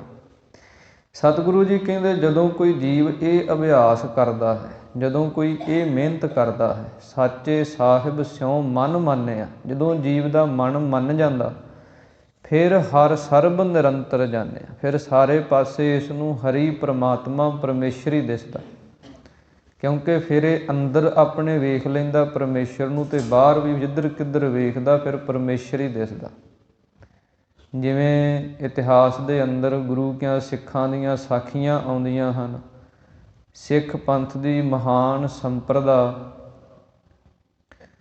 ਜਿੱਥੋਂ ਚੱਲੀ ਹੈ, ਜਿਵੇਂ ਸੰਪਰਦਾਵਾਂ ਖਾਲਸੇ ਪੰਥ ਦੇ ਅੰਦਰ ਹਨ, ਉਹਨਾਂ ਦੇ ਵਿੱਚੋਂ ਭਾਈ ਕਨ੍ਹਈਆ ਜੀ ਦੀ ਸੰਪਰਦਾ ਚੱਲਦੀ ਹੈ। ਅਤੇ ਭਾਈ ਕਨ੍ਹਈਆ ਜੀ ਉਹ ਸਿੱਖ ਹੋਏ ਹਨ ਜਿਨ੍ਹਾਂ ਦਾ ਆਪਾਂ ਜੀਵਨ ਜਦੋਂ ਪੜ੍ਹਦੇ ਹਾਂ ਕਿ ਧੰਨ ਸ਼੍ਰੀ ਗੁਰੂ ਗੋਬਿੰਦ ਸਿੰਘ ਮਹਾਰਾਜ ਸੱਚੇ ਪਾਤਸ਼ਾਹ ਜੀ ਦੇ ਸਮੇਂ ਹੋਏ, ਅਤੇ ਸਤਿਗੁਰੂ ਜੀ ਤੁਰਕਾਂ ਦੇ ਨਾਲ ਜੰਗ ਯੁੱਧ ਕਰ ਰਹੇ ਹੈ, ਲੜਾਈਆਂ ਲੱਗਦੀਆਂ ਰਹਿੰਦੀਆਂ ਹਨ, ਅਤੇ ਭਾਈ ਕਨ੍ਹਈਆ ਜੀ ਦੀ ਡਿਊਟੀ ਲਾ ਦਿੱਤੀ ਕਿ ਤੁਸੀਂ ਸਿੰਘਾਂ ਨੂੰ, ਸਿੱਖਾਂ ਨੂੰ ਜਲ ਛਕਾਉਣਾ। ਮਸ਼ਕਾਂ ਲੈ ਕੇ ਜੰਗ ਦੇ ਅੰਦਰ ਜਿੱਥੇ ਕੋਈ ਸਿੱਖ ਜ਼ਖਮੀ ਹੋਏ ਹੈ, ਡਿੱਗੇ ਪਏ ਹੈ, ਉਹਨਾਂ ਨੂੰ ਪਾਣੀ ਪਿਆਉਣਾ। ਪਾਣੀ ਦੇ ਨਾਲ ਉਹਨਾਂ ਦੇ ਅੰਦਰ ਚੁਸਤੀ ਫੁਰਤੀ ਆ ਜਾਂਦੀ ਹੈ। ਅਤੇ ਉਹ ਸੇਵਾ ਭਾਈ ਘਨੱਈਆ ਜੀ ਨੂੰ ਦਿੱਤੀ ਗਈ। ਜਦੋਂ ਜੰਗ ਦਾ ਸਮਾਂ ਬਣਿਆ, ਆਪੋ ਵਿੱਚ ਦੀ ਦੋਵੇਂ ਫੌਜਾਂ ਲੜਨ ਲੱਗ ਪਈਆਂ। ਇੱਕ ਬੰਨੇ ਤੁਰਕਾਂ ਦੀ ਫੌਜ ਹੈ, ਮੁਗਲਾਂ ਦੀ ਫੌਜ ਹੈ, ਇੱਕ ਬੰਨੇ ਖਾਲਸੇ ਦੀ ਫੌਜ ਹੈ। ਬੜਾ ਘਮਸਾਨ ਦਾ ਜੰਗ ਯੁੱਧ ਹੋ ਰਿਹਾ। ਅਤੇ ਇੱਕ ਉਹਨਾਂ ਦੇ ਵਿੱਚੋਂ ਪਠਾਨ ਸੀ, ਬੜਾ ਉਸ ਫੌਜ ਦੇ ਵਿੱਚੋਂ ਕੋਈ ਅਹੁਦੇਦਾਰ ਸੀ, ਅਤੇ ਉਹਨੇ ਇਹ ਦਾਅਵਾ ਕੀਤਾ ਸੀ ਕਿ ਮੈਂ ਅੱਜ ਜੰਗ ਦੇ ਅੰਦਰ ਧੰਨ ਸ਼੍ਰੀ ਗੁਰੂ ਗੋਬਿੰਦ ਸਿੰਘ ਜੀ ਨੂੰ ਫੜ ਕੇ ਲੈ ਕੇ ਜਾਣਾ, ਕੈਦ ਕਰਕੇ ਲੈ ਕੇ ਜਾਣਾ।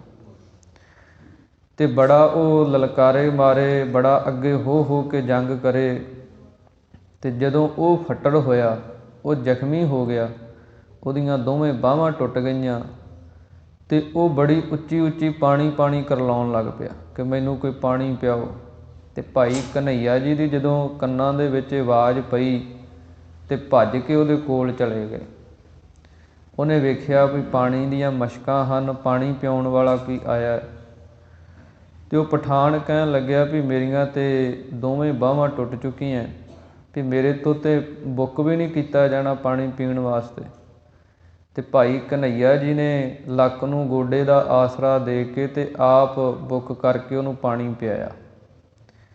ਜਦੋਂ ਉਹਨੇ ਪਾਣੀ ਪੀਤਾ ਅਤੇ ਚਿਹਰੇ ਵੱਲ ਵੇਖਿਆ ਵੀ ਇਹ ਤਾਂ ਗੁਰੂ ਕਾ ਸਿੱਖ ਹੈ, ਚਿਹਰੇ 'ਤੇ ਦਾੜਾ ਪ੍ਰਕਾਸ਼ ਹੈ, ਸਿਰ 'ਤੇ ਦਸਤਾਰ ਹੈ।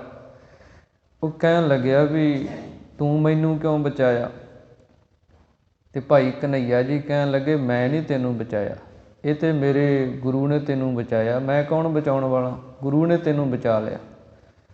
ਅਤੇ ਉਹਦੇ 'ਤੇ ਇੰਨਾ ਅਸਰ ਹੋਇਆ, ਉਹ ਕਹਿਣ ਲੱਗਿਆ ਕਿ ਇਹਨਾਂ ਦੇ ਲੜਨ ਦੇ ਵਿੱਚ ਅਤੇ ਸਾਡੇ ਲੜਨ ਦੇ ਵਿੱਚ ਜ਼ਮੀਨ ਅਸਮਾਨ ਦਾ ਫਰਕ ਹੈ। ਇਹ ਜਿਹੜੇ ਗੁਰੂ ਕੇ ਸਿੱਖ ਲੜਦੇ ਹੈ ਜੰਗ ਯੁੱਧ, ਇਹ ਧਰਮ ਲਈ ਲੜਦੇ ਹੈ, ਅਸੀਂ ਪੈਸਿਆਂ ਲਈ ਲੜਦੇ ਹਾਂ। ਫਰਕ ਇੰਨਾ ਹੀ ਹੈ ਵੀ ਇਹਨਾਂ ਦੀ ਲੜਾਈ ਦੇ ਵਿੱਚ ਅਤੇ ਸਾਡੀ ਲੜਾਈ ਦੇ ਵਿੱਚ ਬੜਾ ਫਰਕ ਹੈ ਕਿ ਕਿੰਨਾ ਇਹਨਾਂ ਦੇ ਅੰਦਰ ਦੇਖੋ ਵੀ ਅਸੀਂ ਇਹਨਾਂ ਨੂੰ ਮਾਰਦੇ ਹਾਂ ਅਤੇ ਇਹ ਸਾਨੂੰ ਪਾਣੀ ਪਿਆਉਂਦੇ ਹੈ। ਮਾਰਨ ਵਾਲੇ ਵੀ ਸਿੱਖ, ਬਚਾਉਣ ਵਾਲੇ ਵੀ ਸਿੱਖ। ਅਤੇ ਸ਼ਿਕਾਇਤ ਹੋ ਗਈ ਭਾਈ ਘਨੱਈਆ ਜੀ ਦੀ ਉਸ ਸਮੇਂ, ਕਿਉਂਕਿ ਸਭ ਦੀ ਬਿਰਤੀ ਤਾਂ ਇੱਕੋ ਜਿਹੀ ਨਹੀਂ ਨਾ ਹੁੰਦੀ। ਹੁਣ ਸਭ ਦੀ ਬਿਰਤੀ ਭਾਈ ਘਨੱਈਆ ਜੀ ਵਾਲੀ ਨਹੀਂ ਸੀ।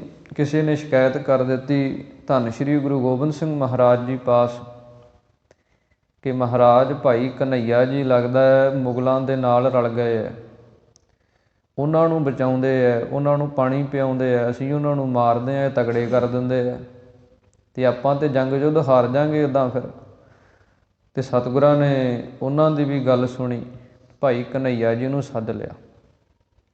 ਕਹਿਣ ਲੱਗੇ ਕਿ ਭਾਈ ਘਨੱਈਆ ਜੀ ਤੁਹਾਡੀ ਸ਼ਿਕਾਇਤ ਆਈ ਹੈ ਵੀ ਤੁਸੀਂ ਸਿੱਖਾਂ ਦੇ ਨਾਲ, ਇਹ ਕਹਿੰਦੇ ਆ ਵੀ ਤੁਸੀਂ ਮੁਗਲਾਂ ਨੂੰ ਪਾਣੀ ਪਿਆਉਣੇ ਹੋ, ਉਹਨਾਂ ਦੇ ਵੱਲ ਦੇ ਹੋ ਗਏ ਹੋ, ਰਲ ਗਏ ਉਹਨਾਂ ਦੇ ਨਾਲ। ਅਤੇ ਭਾਈ ਘਨੱਈਆ ਜੀ ਕਹਿਣ ਲੱਗੇ ਮਹਾਰਾਜ ਮੈਂ ਤਾਂ ਸਿੱਖਾਂ ਨੂੰ ਵੀ ਨਹੀਂ ਪਾਣੀ ਪਿਆਉਂਦਾ, ਨਾ ਮੈਂ ਮੁਗਲਾਂ ਨੂੰ ਪਾਣੀ ਪਿਆਉਣਾ, ਨਾ ਮੈਂ ਸਿੱਖਾਂ ਨੂੰ ਪਾਣੀ ਪਿਆਉਣਾ। ਸਿੱਖਾਂ ਨੇ ਫਿਰ ਰੌਲਾ ਪਾ ਦਿੱਤਾ ਜੀ ਝੂਠ ਬੋਲਦਾ। ਅਤੇ ਧੰਨ ਗੁਰੂ ਗੋਬਿੰਦ ਸਿੰਘ ਮਹਾਰਾਜ ਕਹਿਣ ਲੱਗੇ ਤੁਸੀਂ ਚੁੱਪ ਕਰੋ, ਇਹਨਾਂ ਦੇ ਮੁਖ ਤੋਂ ਸੁਣੋ ਵੀ ਕੀ ਕਹਿੰਦੇ ਆ। ਅਤੇ ਭਾਈ ਘਨੱਈਆ ਜੀ ਕਹਿਣ ਲੱਗੇ ਮਹਾਰਾਜ ਨਾ ਮੈਂ ਸਿੱਖਾਂ ਨੂੰ ਪਾਣੀ ਪਿਆਉਣਾ, ਨਾ ਮੈਂ ਮੁਗਲਾਂ ਨੂੰ ਪਾਣੀ ਪਿਆਉਣਾ, ਅਤੇ ਮੇਰੀ ਇੱਕ ਬੇਨਤੀ ਹੈ ਵੀ ਤੁਸੀਂ ਦੱਸੋ ਵੀ ਤੁਸੀਂ ਸਿੱਖਾਂ ਦੇ ਹਿਰਦੇ 'ਚ ਵਸਦੇ ਹੋ, ਮੁਗਲਾਂ ਦੇ ਨਹੀਂ ਵਸਦੇ। ਅਤੇ ਧੰਨ ਗੁਰੂ ਗੋਬਿੰਦ ਸਿੰਘ ਮਹਾਰਾਜ ਬੜੇ ਪ੍ਰਸੰਨ ਹੋਏ। ਕਹਿਣ ਲੱਗੇ ਇਹਨਾਂ ਦੀ ਬਿਰਤੀ ਬ੍ਰਹਮਾਕਾਰ ਬਣ ਚੁੱਕੀ ਹੈ, ਇਹਨਾਂ ਨੂੰ ਇਹ ਸੰਸਾਰ ਦੇ ਅੰਦਰ ਕੀ ਹਿੰਦੂ ਹੈ, ਕੀ ਮੁਸਲਮਾਨ ਹੈ, ਕੀ ਸਿੱਖ ਹੈ, ਕੀ ਬੋਧੀ ਹੈ, ਇਹ ਨਹੀਂ ਰਹੀ ਹੁਣ। ਇਹਨਾਂ ਦੀ ਬਿਰਤੀ ਸਭੈ ਘਟ ਰਾਮ ਬੋਲੈ, ਰਾਮਾ ਬੋਲੈ, ਰਾਮ ਬਿਨਾ ਕੋ ਬੋਲੈ ਰੇ। ਇਹਨਾਂ ਦੀ ਬਿਰਤੀ ਉਹ ਬਣ ਚੁੱਕੀ ਹੈ। ਜਿਵੇਂ ਸਤਿਗੁਰੂ ਸ਼੍ਰੀ ਗੁਰੂ ਗੋਬਿੰਦ ਸਿੰਘ ਮਹਾਰਾਜ ਜੀ ਨੇ ਆਪਣੀ ਪਾਵਨ ਬਾਣੀ ਦਸਮ ਗ੍ਰੰਥ ਦੇ ਅੰਦਰ ਬਚਨ ਕਹੇ ਹਨ, ਜਾ ਕੇ ਛੂਟ ਗਇਓ ਭ੍ਰਮ ਉਰਕਾ, ਤਿਸ ਆਗੇ ਕਿਆ ਹਿੰਦੂ ਕਿਆ ਤੁਰਕਾ। ਜਿਹਦੇ ਅੰਦਰੋਂ ਭਰਮ ਟੁੱਟ ਜਾਏ, ਜਿਹਦੇ ਅੰਦਰੋਂ ਭਰਮ ਖਤਮ ਹੋ ਜਾਏ, ਉਹਦੀ ਬਿਰਤੀ ਦੇ ਅੰਦਰ ਸਾਰੇ ਹੀ ਇੱਕ ਸਮਾਨ ਹੁੰਦੇ। ਅਤੇ ਭਾਈ ਘਨੱਈਆ ਜੀ ਦਾ ਉਹ ਸਿਧਾਂਤ, ਉਹ ਸਿੱਖਿਆ ਅੱਜ ਵੀ ਗੁਰੂ ਕੇ ਸਿੱਖਾਂ ਦੇ ਅੰਦਰ ਵਸਦੀ ਹੈ। ਦਿੱਲੀ ਦੀ ਧਰਤੀ 'ਤੇ ਦੇਖੋ ਮੋਰਚਾ ਲੱਗਿਆ, ਬੜੇ ਕਿਸਾਨ ਗਏ, ਬੜੀ ਦੂਰੋਂ ਦੂਰੋਂ ਗਏ, ਅੱਡ ਅੱਡ ਸੂਬਿਆਂ ਤੋਂ ਗਏ, ਫੌਜਾਂ ਵੀ ਉੱਥੇ ਲੱਗੀਆਂ, ਪੁਲਿਸ ਵੀ ਲੱਗੀ, ਪਰ ਗੁਰੂ ਕੇ ਸਿੱਖਾਂ ਦਾ ਸਿਧਾਂਤ ਭਾਈ ਕਨ੍ਹੱਈਆ ਜੀ ਵਾਲਾ, ਉਹਨਾਂ ਨੂੰ ਵੀ ਚਾਹ ਪਾਣੀ ਛਕਾਉਣਾ, ਉਹਨਾਂ ਨੂੰ ਵੀ ਲੰਗਰ ਛਕਾਉਣਾ, ਉਹਨਾਂ ਦਾ ਵੀ ਸੇਵਾ ਕਰਨੀ ਉਹਨਾਂ ਦੀ। ਇਹੀ ਚੀਜ਼ ਸਭ ਤੋਂ ਵੱਡੀ ਸਿੱਖ ਜਗਤ ਦੇ ਅੰਦਰ ਸਤਿਗੁਰਾਂ ਨੇ ਬਖਸ਼ਿਸ਼ ਕੀਤੀ ਹੈ ਕਿ ਇਹਨਾਂ ਦੇ ਅੰਦਰ ਕੋਈ ਵੈਰ ਭਾਵ ਨਹੀਂ, ਇਹਨਾਂ ਦੇ ਅੰਦਰ ਕਿਸੇ ਪ੍ਰਤੀ ਕੋਈ ਨਫ਼ਰਤ ਜਿਹੜੀ ਉਹ ਨਹੀਂ, ਇਹ ਨਿਰਵੈਰ ਹਨ, ਕਿਸੇ ਦੇ ਨਾਲ ਵੈਰ ਨਹੀਂ ਕਰਦੇ। ਅਤੇ ਖਾਲਸਾ ਸਤਿਗੁਰਾਂ ਨੇ ਇਹੀ ਸਾਜਿਆ ਜਿਹਦੇ ਅੰਦਰ ਕਿਸੇ ਪ੍ਰਤੀ ਕੋਈ ਵੈਰ ਭਾਵ ਨਹੀਂ, ਚਾਹੇ ਕੋਈ ਕਿਸੇ ਧਰਮ ਦਾ, ਕਿਸੇ ਮਜ਼ਹਬ ਦਾ, ਸਭ ਦਾ ਸਤਿਕਾਰ। ਇਸ ਕਰਕੇ ਸਤਿਗੁਰੂ ਜੀ ਕਹਿੰਦੇ ਹਨ, ਭਾਈ ਕਨ੍ਹੱਈਆ ਜੀ ਨੂੰ ਫਿਰ ਸਤਿਗੁਰਾਂ ਨੇ ਬਖਸ਼ਿਸ਼ਾਂ ਕੀਤੀਆਂ, ਨਾਲ ਮਲਮ ਪੱਟੀ ਵੀ ਦਿੱਤੀ ਕਿ ਜਿੱਥੇ ਪਾਣੀ ਪਿਆਉਣਾ ਉੱਥੇ ਪੱਟੀ ਵੀ ਕਰਨੀ ਹੈ, ਤੁਹਾਡੀ ਸੇਵਾ ਇਹੀ ਹੈ। ਨਾਲ ਸਤਿਗੁਰਾਂ ਨੇ ਬਖਸ਼ਿਸ਼ਾਂ ਕੀਤੀਆਂ, ਤੁਹਾਡੀ ਸੰਪਰਦਾ ਚੱਲੇਗੀ। ਫਿਰ ਭਾਈ ਕਨ੍ਹੱਈਆ ਜੀ ਦੀ ਕਿੱਡੀ ਪ੍ਰਸਿੱਧ ਸੰਪਰਦਾ ਅੱਜ ਵੀ ਜਗਤ ਦੇ ਅੰਦਰ ਚੱਲ ਰਹੀ ਹੈ। ਇਸ ਕਰਕੇ ਧੰਨ ਸ਼੍ਰੀ ਗੁਰੂ ਅਰਜਨ ਦੇਵ ਮਹਾਰਾਜ ਬਚਨ ਕਰਦੇ ਹਨ, ਸਾਚੇ ਸਾਹਿਬ ਸਿਉ ਮਨ ਮਾਨਿਆ। ਜਦੋਂ ਸਾਡਾ ਮਾਲਕ ਦੇ ਵਿੱਚ, ਸਾਹਿਬ ਪਰਮੇਸ਼ਰ ਦੇ ਵਿੱਚ ਮਨ ਮੰਨ ਜਾਂਦਾ ਹੈ, ਹਰ ਸਰਬ ਨਿਰੰਤਰ ਜਾਣੇ, ਫਿਰ ਸਾਰੇ ਪਾਸੇ ਸਾਨੂੰ ਹਰੀ ਪਰਮੇਸ਼ਰ ਵਾਹਿਗੁਰੂ ਜਿਹੜਾ ਨਿਰੰਤਰ ਇੱਕ ਰਸ, ਉਸ ਨੂੰ ਜਾਣ ਲੈਂਦੇ ਹਨ। ਰਹਾਉ ਸਭ ਜੀ ਤੇਰੇ ਦਇਆਲਾ, ਆਪਣੇ ਭਗਤ ਕਰਹਿ ਪ੍ਰਤਪਾਲਾ। ਸਤਿਗੁਰੂ ਜੀ ਕਹਿੰਦੇ ਹਨ, ਸਭ ਜੀ ਜਿੰਨੇ ਜੀਵ ਜੰਤੂ ਹਨ, ਸੂਖਮ ਤੇ ਸਥੂਲ ਹਨ, ਤੇਰੇ ਦਇਆਲਾ, ਇਹ ਸਭ ਤੇਰੇ ਹੀ ਹਨ। ਹੇ ਦਇਆ ਦੇ ਘਰ ਪਰਮੇਸ਼ਰ ਵਾਹਿਗੁਰੂ, ਸਭ ਤੇਰੇ ਹੈ। ਆਪਣੇ ਭਗਤ ਕਰਹਿ ਪ੍ਰਤਪਾਲਾ, ਤੂੰ ਆਪਣੇ ਭਗਤਾਂ ਦੀ ਜਿਹੜੀ ਪਾਲਣਾ ਹੈ ਉਹ ਵਿਸ਼ੇਸ਼ ਰੂਪ ਦੇ ਅੰਦਰ ਕਰਦਾ ਹੈ। ਜਿੱਥੇ ਉਹ ਪਰਮੇਸ਼ਰ ਵਾਹਿਗੁਰੂ ਇਹ ਸਾਰੇ ਜਗਤ ਦੀ ਪਾਲਣਾ ਕਰਦਾ, ਉੱਥੇ ਉਹ ਆਪਣੇ ਭਗਤਾਂ ਦੀ ਵਿਸ਼ੇਸ਼ ਕਰਕੇ ਰੱਖਿਆ ਕਰਦਾ। ਅਚਰਜ ਤੇਰੀ ਵਡਿਆਈ, ਨਿਤ ਨਾਨਕ ਨਾਮ ਧਿਆਈ। ਸਤਿਗੁਰੂ ਜੀ ਕਹਿੰਦੇ ਪਰਮੇਸ਼ਰ ਵਾਹਿਗੁਰੂ ਤੇਰੀ ਵਡਿਆਈ ਜਿਹੜੀ ਉਹ ਅਸਚਰਜ ਤੋਂ ਅਸਚਰਜ ਹੈ। ਪਰਮਾਤਮਾ ਦੀ ਐਸੀ ਵਡਿਆਈ ਹੈ ਕਿ ਸਾਡਾ ਮਨ, ਸਾਡੀ ਅਕਲ ਉੱਥੇ ਜਾ ਕੇ ਬੰਦ ਹੀ ਹੋ ਜਾਂਦੀ ਹੈ ਕਿ ਪਰਮੇਸ਼ਰ ਇੱਦਾਂ ਵੀ ਕਰ ਦਿੰਦਾ। ਜਿਵੇਂ ਸਤਿਗੁਰਾਂ ਦੀ ਪਾਵਨ ਬਾਣੀ ਦੇ ਬਚਨ ਹਨ, ਜਲ ਤੇ ਥਲ ਕਰ, ਥਲ ਤੇ ਕੂਆਂ, ਕੂਪ ਤੇ ਮੇਰ ਕਰਾਵੈ, ਧਰਤੀ ਤੇ ਆਕਾਸ਼ ਚੜ੍ਹਾਵੈ, ਚੜ੍ਹੇ ਆਕਾਸ਼ ਗਿਰਾਵੈ, ਖਲ ਮੂਰਖ ਤੇ ਪੰਡਤ ਕਰਬੋ, ਪੰਡਤ ਤੇ ਮੁਗਧਾਰੀ। ਕਿ ਉਹ ਪਰਮੇਸ਼ਰ ਦੀਆਂ ਵਡਿਆਈਆਂ ਹਨ, ਜਿਨ੍ਹਾਂ ਨੂੰ ਕੋਈ ਨਹੀਂ ਜਾਣਦਾ ਪਛਾਣਦਾ, ਉਹਨਾਂ ਨੂੰ ਆਕਾਸ਼ਾਂ 'ਤੇ ਚੜ੍ਹਾ ਦਿੰਦਾ। ਜਦੋਂ ਉਹਦੀ ਨਿਗਾਹ ਹੁੰਦੀ ਹੈ, ਜਿਹੜੇ ਕੋਈ ਆਕਾਸ਼ਾਂ 'ਤੇ ਇੱਕ ਛਿਣ ਦੇ ਵਿੱਚ ਥੱਲੇ ਲੈ ਆਉਂਦਾ। ਰੀਤੇ ਭਰੇ ਭਰੇ ਸਖਨਾਵੈ, ਜਹ ਤਾਕੋ ਵਿਵਹਾਰ। ਜਿਹੜੇ ਖਾਲੀ ਹਨ ਉਹਨਾਂ ਨੂੰ ਇੱਕ ਛਿਣ ਦੇ ਵਿੱਚ ਹੀ ਉਹ ਭਰ ਦਿੰਦਾ, ਅਤੇ ਭਰਿਆਂ ਨੂੰ ਇੱਕ ਛਿਣ ਦੇ ਵਿੱਚ ਹੀ ਖਾਲੀ ਕਰ ਦਿੰਦਾ। ਇਹ ਉਹਦੀ ਵਡਿਆਈ ਹੈ।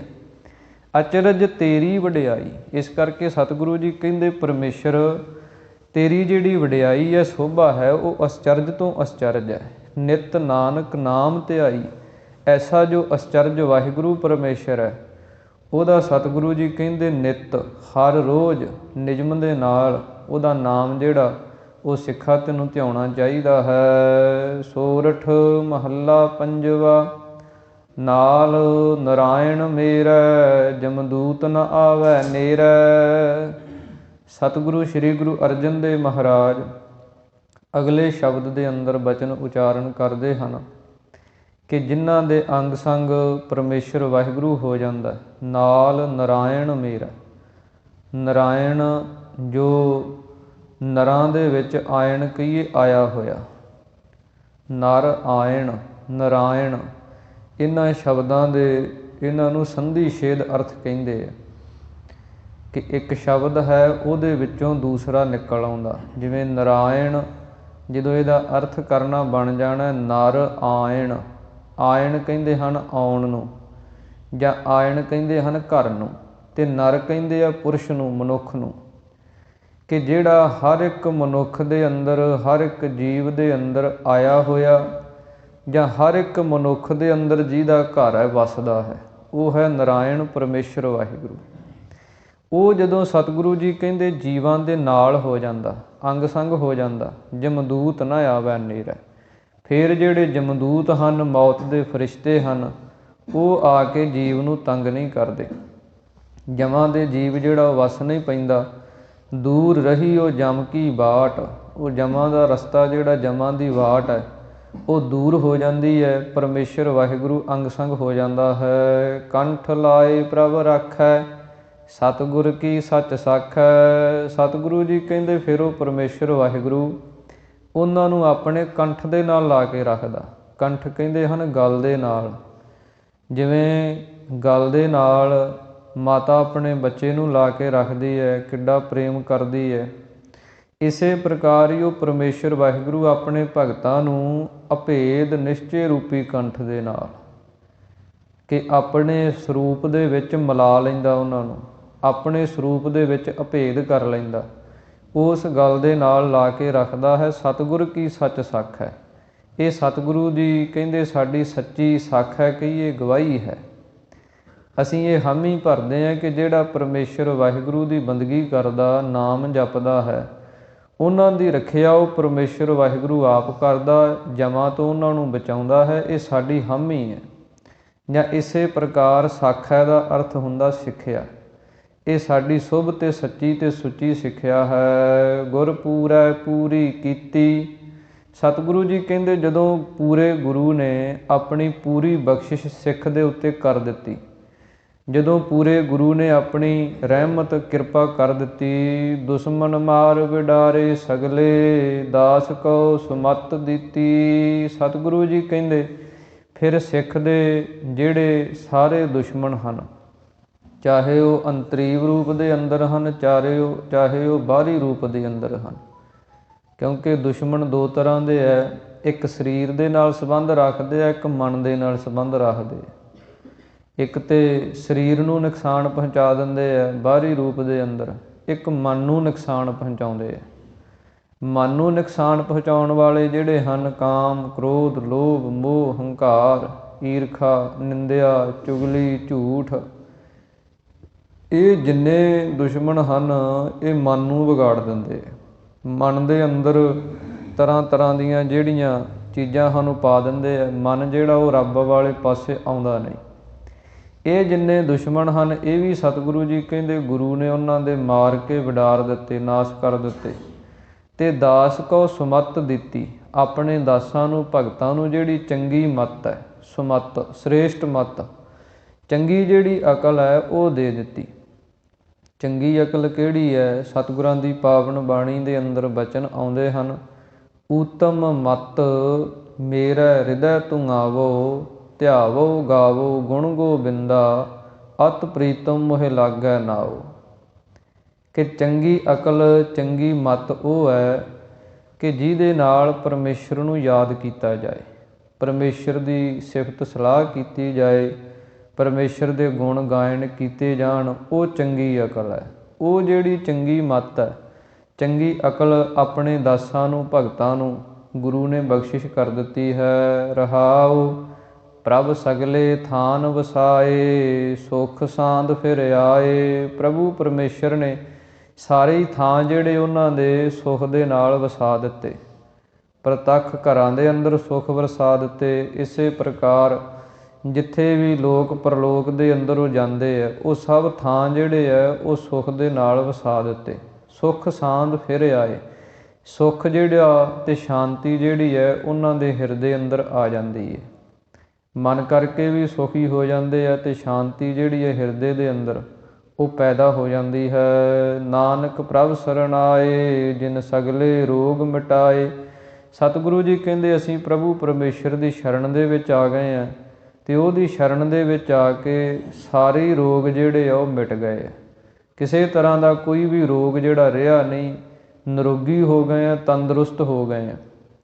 ਜਦੋਂ ਕੋਈ ਗੁਰੂ ਦੀ ਸ਼ਰਨ ਆ ਜਾਂਦਾ ਫਿਰ ਉਹਦੇ ਸਾਰੇ ਰੋਗ ਤਨ ਅਤੇ ਮਨ ਦੇ, ਤਨ ਮਨ ਭਏ ਅਰੋਗਾ, ਤਨ ਅਤੇ ਮਨ ਦੋਵੇਂ ਹੀ ਉਹਦੇ ਅਰੋਗ ਹੋ ਜਾਂਦੇ ਆ, ਸਾਰੇ ਰੋਗ ਮਿਟ ਜਾਂਦੇ ਹਨ। ਸੋਰਠ ਮਹੱਲਾ ਪੰਜਵਾ। ਸਰਬ ਸੁਖਾ ਕਾ ਦਾਤਾ ਸਤਿਗੁਰ, ਤਾ ਕੀ ਸਰਨੀ ਪਾਈਐ।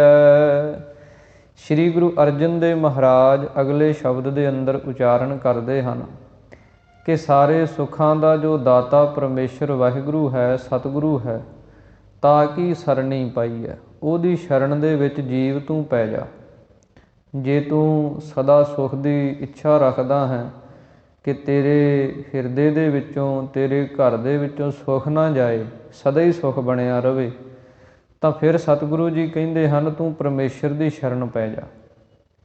ਜਿਵੇਂ ਧੰਨ ਸ਼੍ਰੀ ਗੁਰੂ ਤੇਗ ਬਹਾਦਰ ਮਹਾਰਾਜ ਜੀ ਦੇ ਬਚਨ ਆਪਾਂ ਪੜ੍ਹਦੇ ਹਾਂ, ਜੋ ਸੁਖ ਕੋ ਚਾਹੈ ਸਦਾ ਸਰਨ ਰਾਮ ਕੀ ਲੇਹ, ਕਿ ਐ ਜੀਵ ਜੇ ਤੂੰ ਸੁੱਖ ਦੀ ਇੱਛਾ ਰੱਖਦਾ ਤੇ ਫਿਰ ਰਾਮ ਪਰਮੇਸ਼ਰ ਦੀ ਸ਼ਰਨ ਲੈਣਾ ਕਰ, ਉਹਦੀ ਸ਼ਰਨ ਦੇ ਵਿੱਚ ਆ ਜਾ।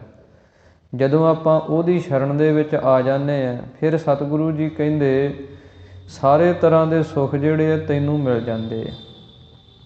ਸ਼ਰਨ 'ਚ ਆਉਣ ਦਾ ਕੀ ਮਤਲਬ ਹੈ ਕਿ ਜਿਵੇਂ ਆਪਾਂ ਗੁਰੂ ਘਰ ਆਉਣੇ ਆ, ਗੁਰੂ ਘਰ ਆ ਕੇ ਆਪਾਂ ਸਤਿਗੁਰਾਂ ਨੂੰ ਮੱਥਾ ਟੇਕਦੇ ਹਾਂ, ਬਾਣੀ ਸੁਣ ਰਹੇ ਹਾਂ, ਕੀਰਤਨ ਸੁਣ ਰਹੇ ਹਾਂ, ਕਥਾ ਸੁਣ ਰਹੇ ਹਾਂ। ਹੁਣ ਜਿਹੜੀ ਸਾਡੇ ਮਨ ਦੀ ਅਵਸਥਾ ਬਣੀ ਹੈ, ਹੁਣ ਸਾਡੇ ਮਨ ਦੇ ਅੰਦਰ ਗੁਰੂ ਕੀ ਪਾਵਨ ਬਾਣੀ ਦਾ ਧਿਆਨ ਹੈ, ਗੁਰੂ ਦਾ ਧਿਆਨ ਹੈ, ਵੀ ਗੁਰੂ ਘਰ ਬੈਠੇ ਹੈ, ਗੁਰੂ ਚੇਤੇ ਹੈ। ਇਹ ਜਿਹੜੀ ਮਨ ਦੀ ਅਵਸਥਾ ਹੈ, ਜਦੋਂ ਆਪਣੀ ਅੱਠੇ ਪੈਰ ਹੀ ਬਣ ਜਾਏ, ਘਰ ਵੀ, ਬਾਹਰ ਵੀ, ਖੇਤ ਵੀ, ਜਿੱਥੇ ਕਿੱਥੇ ਜਾਈਏ ਗੁਰੂ ਹੀ ਚੇਤੇ ਰਵੇ, ਉਹ ਹੈ ਗੁਰੂ ਦੀ ਸ਼ਰਨ ਪੈਣਾ। ਇਸ ਕਰਕੇ ਸਤਿਗੁਰੂ ਜੀ ਕਹਿੰਦੇ ਜਦੋਂ ਕੋਈ ਐਵੇਂ ਸ਼ਰਨ ਦੇ ਵਿੱਚ ਪੈ ਜਾਂਦਾ, ਫਿਰ ਉਹਨੂੰ ਸਾਰੇ ਸੁੱਖ ਜਿਹੜੇ ਹੈ ਉਹ ਪ੍ਰਾਪਤ ਹੋ ਜਾਂਦੇ ਹਨ। ਦਰਸ਼ਨ ਭੇਟਤ ਹੋਤ ਆਨੰਦਾ, ਦੁਖ ਗਿਆ ਹਰ ਗਾਈਐ। ਸਤਿਗੁਰੂ ਜੀ ਕਹਿੰਦੇ ਫਿਰ ਦਰਸ਼ਨ ਭੇਟਤ, ਉਹ ਪਰਮੇਸ਼ਰ ਵਾਹਿਗੁਰੂ ਦੇ ਦਰਸ਼ਨਾਂ ਨੂੰ ਜਦੋਂ ਇੱਛਾ ਰੱਖਦਾ, ਉਹਨਾਂ ਦੀ ਪ੍ਰਾਪਤੀ ਹੁੰਦੀ ਹੈ। ਹੋਤ ਆਨੰਦਾ, ਫਿਰ ਇਹ ਪੂਰਾ ਆਨੰਦ ਦੇ ਸਹਿਤ ਹੋ ਜਾਂਦਾ। ਦੁਖ ਗਿਆ, ਦੁੱਖ ਜਿਹੜਾ ਜੰਮਣ ਅਤੇ ਮਰਨ ਦਾ ਉਹ ਚਲਿਆ ਜਾਂਦਾ। ਹਰ ਗਾਈਐ, ਫਿਰ ਹਰੀ ਪਰਮੇਸ਼ਰ ਨੂੰ ਗਾਉਣ ਲੱਗ ਜਾਂਦਾ ਹੈ। ਹਰ ਰਸ ਪੀਵਹੁ ਭਾਈ, ਸਤਿਗੁਰੂ ਜੀ ਕਹਿੰਦੇ ਹੇ ਭਾਈ, ਹੇ ਭਰਾਵਾ, ਹਰੀ ਪਰਮੇਸ਼ਰ ਦੇ ਨਾਮ ਦੇ ਰਸ ਨੂੰ ਪੀਣਾ ਕਰ। ਜਦੋਂ ਉਹ ਰਸ ਨੂੰ ਤੂੰ ਪੀਏਗਾ, ਫਿਰ ਤੇਰੇ ਸਾਰੇ ਰਸ ਜਿਹੜੇ ਸੰਸਾਰ ਦੇ ਤੈਨੂੰ ਲੱਗੇ ਹੋਏ ਆ, ਇਹ ਫਿੱਕੇ ਲੱਗਣ ਲੱਗ ਜਾਣੇ ਆ। ਕਿਉਂਕਿ ਨਾਮ ਦਾ ਰਸ ਜਿਹੜਾ ਉਹ ਐਸਾ ਹੈ, ਰਾਮ ਰਸ ਪੀਆ ਰੇ ਜਿਹ ਰਸ ਬਿਸਰ ਗਏ ਰਸ ਔਰ। ਇਹ ਰਾਮ ਦੇ ਨਾਮ ਦਾ ਐਸਾ ਰਸ ਹੈ, ਇਹ ਰਸ ਪੀਆ ਉਹ ਰਸ ਨਹੀਂ ਭਾਵਾ। ਇਹ ਨਾਮ ਦੇ ਰਸ ਐਸਾ ਹੈ ਕਿ ਜਦੋਂ ਇਹਨੂੰ ਜੀਵ ਪੀਣ ਲੱਗ ਜਾਏ, ਫਿਰ ਜਿਹੜੇ ਕੋਈ ਸੰਸਾਰ ਦੇ ਰਸ ਹਨ, ਚਾਹੇ ਉਹ ਕਾਮ ਦਾ ਰਸ ਹੈ, ਚਾਹੇ ਲੋਭ ਦਾ ਰਸ ਹੈ, ਚਾਹੇ ਮਾਇਕੀ ਰਸ ਹਨ, ਜਾਂ ਕਿਸੇ ਨਸ਼ੇ ਦਾ ਰਸ ਹੈ, ਉਹ ਸਾਰੇ ਹੀ ਉਹਦੇ ਛੁੱਟ ਜਾਂਦੇ। ਰਾਮ ਦਾ ਰਸ ਹੀ ਐਸਾ ਹੈ, ਨਾਮ ਖੁਮਾਰੀ ਨਾਨਕਾ ਚੜ੍ਹੀ ਰਹੇ ਦਿਨ ਰਾਤ। ਇਸ ਕਰਕੇ ਸਤਿਗੁਰੂ ਜੀ ਕਹਿੰਦੇ ਤੂੰ ਰਾਮ ਦੇ ਰਸ ਨੂੰ ਪੀਣਾ ਕਰ। ਨਾਮ ਜਪੋ ਨਾਮੋ ਆਰਾਧੋ, ਗੁਰ ਪੂਰੇ ਕੀ ਸਰਣਾਈ। ਸਤਿਗੁਰੂ ਜੀ ਕਹਿੰਦੇ ਪੂਰੇ ਗੁਰੂ ਦੀ ਸ਼ਰਨ ਦੇ ਵਿੱਚ ਪੈ ਕੇ ਨਾਮ ਜਪ ਅਤੇ ਨਾਮ ਦੀ ਅਰਾਧਨਾ ਕਰ। ਇੱਕ ਹੁੰਦਾ ਜਪਣਾ, ਇੱਕ ਹੁੰਦਾ ਅਰਾਧਨਾ। ਜਦੋਂ ਆਪਾਂ ਜ਼ੁਬਾਨ ਦੇ ਨਾਲ ਬੋਲ ਕੇ, ਆਵਾਜ਼ ਕੱਢ ਕੇ ਜਪਦੇ ਹਾਂ, ਕੰਨਾਂ ਦੇ ਨਾਲ ਸੁਣਦੇ ਹਾਂ, ਇਹ ਹੁੰਦਾ ਜਪਣਾ, ਜ਼ੁਬਾਨ ਹਰਕਤ ਦੇ ਵਿੱਚ ਆਉਂਦੀ ਹੈ। ਅਤੇ ਇੱਕ ਹੁੰਦਾ ਹਿਰਦੇ ਦੇ ਅੰਦਰੇ ਅੰਦਰ ਧਿਆਉਣਾ, ਨਾ ਜ਼ੁਬਾਨ ਹਿੱਲਦੀ ਹੈ, ਨਾ ਆਵਾਜ਼ ਆਉਂਦੀ ਹੈ, ਸੁਰਤ ਦੇ ਨਾਲ ਅੰਦਰੇ ਅੰਦਰ ਧਿਆਈ ਜਾਣਾ, ਉਹਦਾ ਨਾਮ ਹੈ ਅਰਾਧਨਾ ਜਾਂ ਧਿਆਉਣਾ। ਇਸ ਕਰਕੇ ਸਤਿਗੁਰੂ ਜੀ ਕਹਿੰਦੇ ਨਾਮ ਨੂੰ ਆਪਣੀ ਰਸਨਾ ਦੇ ਨਾਲ ਵੀ ਜਪ, ਹਿਰਦੇ ਦੇ ਅੰਦਰ ਵੀ ਧਿਆਉਣਾ ਕਰ, ਅਰਾਧਨਾ ਕਰ, ਅਤੇ ਪੂਰੇ ਗੁਰੂ ਦੀ ਸ਼ਰਨ ਦੇ ਵਿੱਚ ਪੈ ਜਾ। ਰਹਾਉ ਤਿਸ ਹੈ ਪ੍ਰਾਪਤ ਜਿਸ ਧੁਰ ਲਿਖਿਆ, ਸੋਈ ਪੂਰਨ ਭਾਈ। ਸਤਿਗੁਰੂ ਜੀ ਕਹਿੰਦੇ ਇਹ ਨਾਮ ਦਾ ਰਸ, ਇਹ ਨਾਮ ਦੀ ਦਾਤ ਉਹਨਾਂ ਨੂੰ ਪ੍ਰਾਪਤ ਹੁੰਦੀ ਹੈ ਜਿਸ ਧੁਰ ਲਿਖਿਆ, ਜਿਨ੍ਹਾਂ ਦੇ ਧੁਰੋਂ ਮਸਤਕ ਦੇ ਵਿੱਚ ਪਰਮੇਸ਼ਰ ਵਾਹਿਗੁਰੂ ਨੇ ਇਹ ਲੇਖ ਲਿਖਿਆ ਹੁੰਦਾ। ਸੋਈ ਪੂਰਨ ਭਾਈ, ਉਹ ਜੋ ਪੂਰਨ ਪਰਮੇਸ਼ਰ ਵਾਹਿਗੁਰੂ ਹੈ, ਉਹਨੂੰ ਜਿਹੜਾ ਕੋਈ ਭਾ ਜਾਂਦਾ, ਜਾਂ ਹੇ ਭਾਈ ਜਿਸ ਦੇ ਮਸਤਕ ਦੇ ਅੰਦਰ ਉਹ ਪਰਮੇਸ਼ਰ ਨੇ ਇਹ ਲੇਖ ਲਿਖਿਆ ਹੈ, ਉਹਨਾਂ ਨੂੰ ਐਸੇ ਨਾਮ ਦੀ ਦਾਤ ਜਿਹੜੀ ਹੈ ਉਹ ਪ੍ਰਾਪਤ ਹੋ ਜਾਂਦੀ ਹੈ। ਨਾਨਕ ਕੀ ਬੇਨੰਤੀ ਪ੍ਰਭ ਜੀ, ਨਾਮ ਰਹਾ ਲਿਵ ਲਾਈ। ਸ੍ਰੀ ਗੁਰੂ ਅਰਜਨ ਦੇਵ ਮਹਾਰਾਜ ਸ਼ਬਦ ਦੀ ਸੰਪੂਰਨਤਾ ਕਰਦੇ ਹੋਏ ਬਚਨ ਕਰਦੇ ਹਨ ਕਿ ਸਾਡੀ ਇਹ ਬੇਨਤੀ ਹੈ ਕਿ ਹੇ ਪ੍ਰਭੂ ਪਰਮੇਸ਼ਰ ਜੀਓ, ਨਾਮ ਰਹਾ ਲਿਵ ਲਾਈ, ਕਿ ਅਸੀਂ ਸਦਾ ਹੀ ਨਾਮ ਦੇ ਵਿੱਚ ਜਿਹੜੀ ਲਿਵ ਹੈ ਇਹਨੂੰ ਲਾਈ ਰੱਖੀਏ ਅਤੇ ਨਾਮ ਦੇ ਵਿੱਚ ਸਾਡੀ ਬਿਰਤੀ ਜਿਹੜੀ ਉਹ ਲੱਗੀ ਰਵੇ। ਜਿਵੇਂ ਤੇਲ ਦੀ ਧਾਰਾ ਹੁੰਦੀ ਹੈ, ਸਰੋਂ ਦੇ ਤੇਲ ਦੀ ਧਾਰਾ ਆਪਾਂ ਵੇਖਦੇ ਹਨ ਅਤੇ ਉਹ ਕਿਵੇਂ ਇੱਕ ਰਸ ਚੱਲਦੀ ਹੈ, ਇੱਦਾਂ ਜਿਹੜੀ ਬਿਰਤੀ ਬਣ ਜਾਏ, ਇੱਕ ਰਸ ਪਰਮੇਸ਼ਰ ਦੇ ਨਾਮ ਦੇ ਵਿੱਚ ਹੀ ਬਿਰਤੀ ਲੱਗੀ ਰਵੇ। ਅਤੇ ਜਿੰਨਾ ਚਿਰ ਆਪਾਂ ਲਿਵ ਨਹੀਂ ਲਾਉਂਦੇ, ਅਤੇ ਸਤਿਗੁਰਾਂ ਦੇ ਬਚਨ ਹਨ, ਸਾਚੀ ਲਿਵੈ ਬਿਨ ਦੇਹ ਨਿਮਾਣੀ, ਦੇਹ ਨਿਮਾਣੀ ਲਿਵੈ ਬੱਝ ਹੋ, ਕਿਆ ਕਰੇ ਵਿਚਾਰੀਆ, ਤੁਧ ਬਾਝ ਸਮਰੱਥ ਕੋਏ ਨਾਹੀ, ਕਿਰਪਾ ਕਰ ਬਣਵਾਰੀਆ, ਏਸ ਨਾ ਹੋਰ ਥਾਓ ਨਾਹੀ। ਇਸ ਕਰਕੇ ਸਤਿਗੁਰੂ ਜੀ ਕਹਿੰਦੇ ਹਨ, ਲਿਵ ਤੋਂ ਬਿਨਾਂ, ਲਿਵ ਜਿਹੜੀ ਹੈ ਉਹਦੇ ਵਾਸਤੇ ਕੁਝ ਗੁਣ ਅੰਦਰ ਆਉਂਦੇ ਹੈ, ਫਿਰ ਲਿਵ ਲੱਗਦੀ ਹੈ। ਉਹਦੇ ਵਾਸਤੇ ਪਹਿਲਾਂ ਹੈ ਗੁਰੂ ਪ੍ਰਤੀ ਸ਼ਰਧਾ, ਫਿਰ ਹੈ ਭਾਵਨਾ, ਫਿਰ ਹੈ ਪ੍ਰੇਮ, ਫਿਰ ਹੈ ਗੁਰੂ ਕੀ ਸਿੱਖੀ ਧਾਰਨ ਕਰਨੀ। ਇਹ ਜਦੋਂ ਗੁਣ ਅੰਦਰ ਆਉਂਦੇ ਹੈ ਅਤੇ ਜੀਵ ਅਭਿਆਸ ਕਰਦਾ ਹੈ ਅਤੇ ਫਿਰ ਇਹ ਦਾਤ ਜਿਹੜੀ ਇਹਨੂੰ ਲਿਵ ਦੀ ਲੱਗਣ ਦੀ ਉਹ ਪ੍ਰਾਪਤ ਹੁੰਦੀ ਹੈ। ਇਸ ਕਰਕੇ ਸਤਿਗੁਰੂ ਜੀ ਕਹਿੰਦੇ ਹਨ, ਸਿੱਖਾ ਗੁਰੂ ਅੱਗੇ ਬੇਨਤੀਆਂ ਕਰ ਕਿ ਪਰਮੇਸ਼ਰ ਵਾਹਿਗੁਰੂ ਤੇਰੇ ਨਾਮ ਦੀ ਦਾਤ ਸਾਨੂੰ ਪ੍ਰਾਪਤ ਹੋਵੇ, ਉਹਦੇ ਵਿੱਚ ਸਾਡੀ ਲਿਵ ਬਿਰਤੀ ਜਿਹੜੀ ਆ ਉਹ ਚੰਗੀ ਤਰ੍ਹਾਂ ਲੱਗ ਜਾਏ, ਉਹਦੇ ਵਿੱਚ ਜੁੜ ਜਾਈਏ ਅਸੀਂ। ਇਹ ਪਾਵਨ ਪਵਿੱਤਰ ਉਪਦੇਸ਼ ਧੰਨ ਸ੍ਰੀ ਗੁਰੂ ਅਰਜਨ ਦੇਵ ਮਹਾਰਾਜ ਜੀ ਨੇ ਸੋਰਠ ਰਾਗ ਦੇ ਅੰਦਰ ਆਪਾਂ ਨੂੰ ਬਖਸ਼ਿਸ਼ ਕੀਤੇ ਹਨ, ਜਿਨ੍ਹਾਂ ਨੂੰ ਆਪਾਂ ਪੜ੍ਹਿਆ, ਸੁਣਿਆ, ਵਿਚਾਰਿਆ ਹੈ। ਇਹ ਪਾਵਨ ਪਵਿੱਤਰ ਉਪਦੇਸ਼ ਆਪਣੇ ਸਾਰਿਆਂ ਦੇ ਹੀ ਪੜ੍ਹਨ ਸੁਣਨ ਵਾਲਿਆਂ ਦੇ ਹਿਰਦਿਆਂ 'ਚ ਵਸਣ, ਜਿਸ ਕਰਕੇ ਆਪਾਂ ਲੋਕ ਸੁਖੀਏ, ਪਰਲੋਕ ਸੁਹੇਲੇ ਹੋਈਏ। ਆਪ ਸੰਗਤਾਂ ਦਾ ਕੋਟਨ ਕੋਟ ਧੰਨਵਾਦ, ਜੋ ਗੁਰੂ ਕੀ ਹਜ਼ੂਰੀ ਦੇ ਅੰਦਰ ਸੁਭਾਏਮਾਨ ਹੋ ਕੇ ਹਾਜ਼ਰੀਆਂ ਭਰ ਕੇ ਕਥਾ ਕੀਰਤਨ ਸਰਵਣ ਕਰਕੇ ਆਪਣੇ ਸਮੇਂ ਨੂੰ ਸਫਲ ਬਣਾ ਰਹੇ ਹੋ। ਸਤਿਕਾਰਯੋਗ ਬਾਬਾ ਹਰਮੇਲ ਸਿੰਘ ਜੀ, ਜਿਨ੍ਹਾਂ ਨੇ ਬੜੀ ਲੰਮੇ ਸਮੇਂ ਤੋਂ, ਤਕਰੀਬਨ ਕਹਿੰਦੇ ਸਾਨੂੰ 33-34 ਸਾਲ ਹੋ ਗਏ, ਬੜੀ ਲੰਮੀ ਘਾਲਣਾ ਉਹਨਾਂ ਨੇ ਘਾਲੀ, ਸੇਵਾ ਕੀਤੀ। ਬੜਾ ਵੱਡਾ ਪਰਉਪਕਾਰ ਹੈ ਉਹਨਾਂ ਦਾ, ਕਿ ਸਾਰੇ ਸੰਗਤ ਦੇ ਨਾਲ ਬੜਾ ਪ੍ਰੇਮ ਹੈ। ਸਤਿਗੁਰੂ ਜੀ ਕਿਰਪਾ ਕਰਨ, ਇਸੇ ਪ੍ਰਕਾਰ ਇਹ ਸਮਾਗਮ ਬਣਦੇ ਰਹਿਣ, ਆਪ ਸੰਗਤਾਂ ਦੇ ਦਰਸ਼ਨ ਦਿਦਾਰੇ ਹੁੰਦੇ ਰਹਿਣ। ਆਓ ਹੁਣ ਅਖੀਰਲੀਆਂ ਪੰਕਤੀਆਂ ਪੜ੍ਹ ਕੇ ਸਮਾਪਤੀ ਕਰੀਏ, ਉਸ ਤੋਂ ਉਪਰੰਤ ਅਰਦਾਸ ਦੇ ਵਿੱਚ ਸ਼ਾਮਲ ਹੋਈਏ ਜੀ। ਤਿਸ ਹੈ ਪ੍ਰਾਪਤ ਜਿਸ ਧੁਰ ਲਿਖਿਆ, ਸੋਈ ਪੂਰਨ ਭਾਈ, ਨਾਨਕ ਕੀ ਬੇਨੰਤੀ ਪ੍ਰਭ ਜੀ, ਨਾਮ ਰਹਾ ਲਿਵ ਲਾਈ। ਵਾਹਿਗੁਰੂ ਜੀ ਕਾ ਖਾਲਸਾ, ਵਾਹਿਗੁਰੂ ਜੀ ਕੀ ਫਤਿਹ। ਹੇ ਗੋਬਿੰਦ, ਹੇ ਗੋਪਾਲ, ਹੇ ਦਇਆਲ ਲਾਲ, ਪ੍ਰਾਣਨਾਥ ਅਨਾਥ ਸਖੇ, ਦੀਨ ਦਰਦ ਨਿਵਾਰ। ਹੇ ਸਮਰੱਥ ਅਗਮ ਪੂਰਨ, ਮੋਹਿ ਮਇਆ ਧਾਰ, ਅੰਧਕੂਪ ਮਹਾ ਭਿਆਨ, ਨਾਨਕ ਪਾਰ ਉਤਾਰ। ਆਏ ਪ੍ਰਭ ਸਰਣਾਗਤੀ, ਕਿਰਪਾ ਨਿਧ ਦਇਆਲ, ਏਕ ਅੱਖਰ ਹਰ ਮਨ ਬਸਤ, ਨਾਨਕ ਹੋਤ ਨਿਹਾਲ। ਜਲ ਥਲ ਮਹੀਅਲ ਪੂਰਿਆ, ਸੁਆਮੀ ਸਿਰਜਣਹਾਰ, ਅਨਕ ਭਾਂਤ ਹੋਏ ਪਸਰਿਆ, ਨਾਨਕ ਏਕੰਕਾਰ।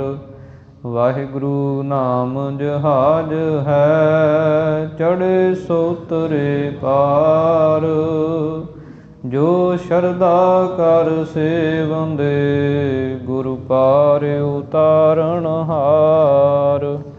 ਜੋ ਸ਼ਰਧਾ ਕਰ ਸੇਵੰਦੇ, ਗੁਰੂ ਪਾਰ ਉਤਾਰਨ ਹਾਰ। ਤੂੰ ਠਾਕੁਰ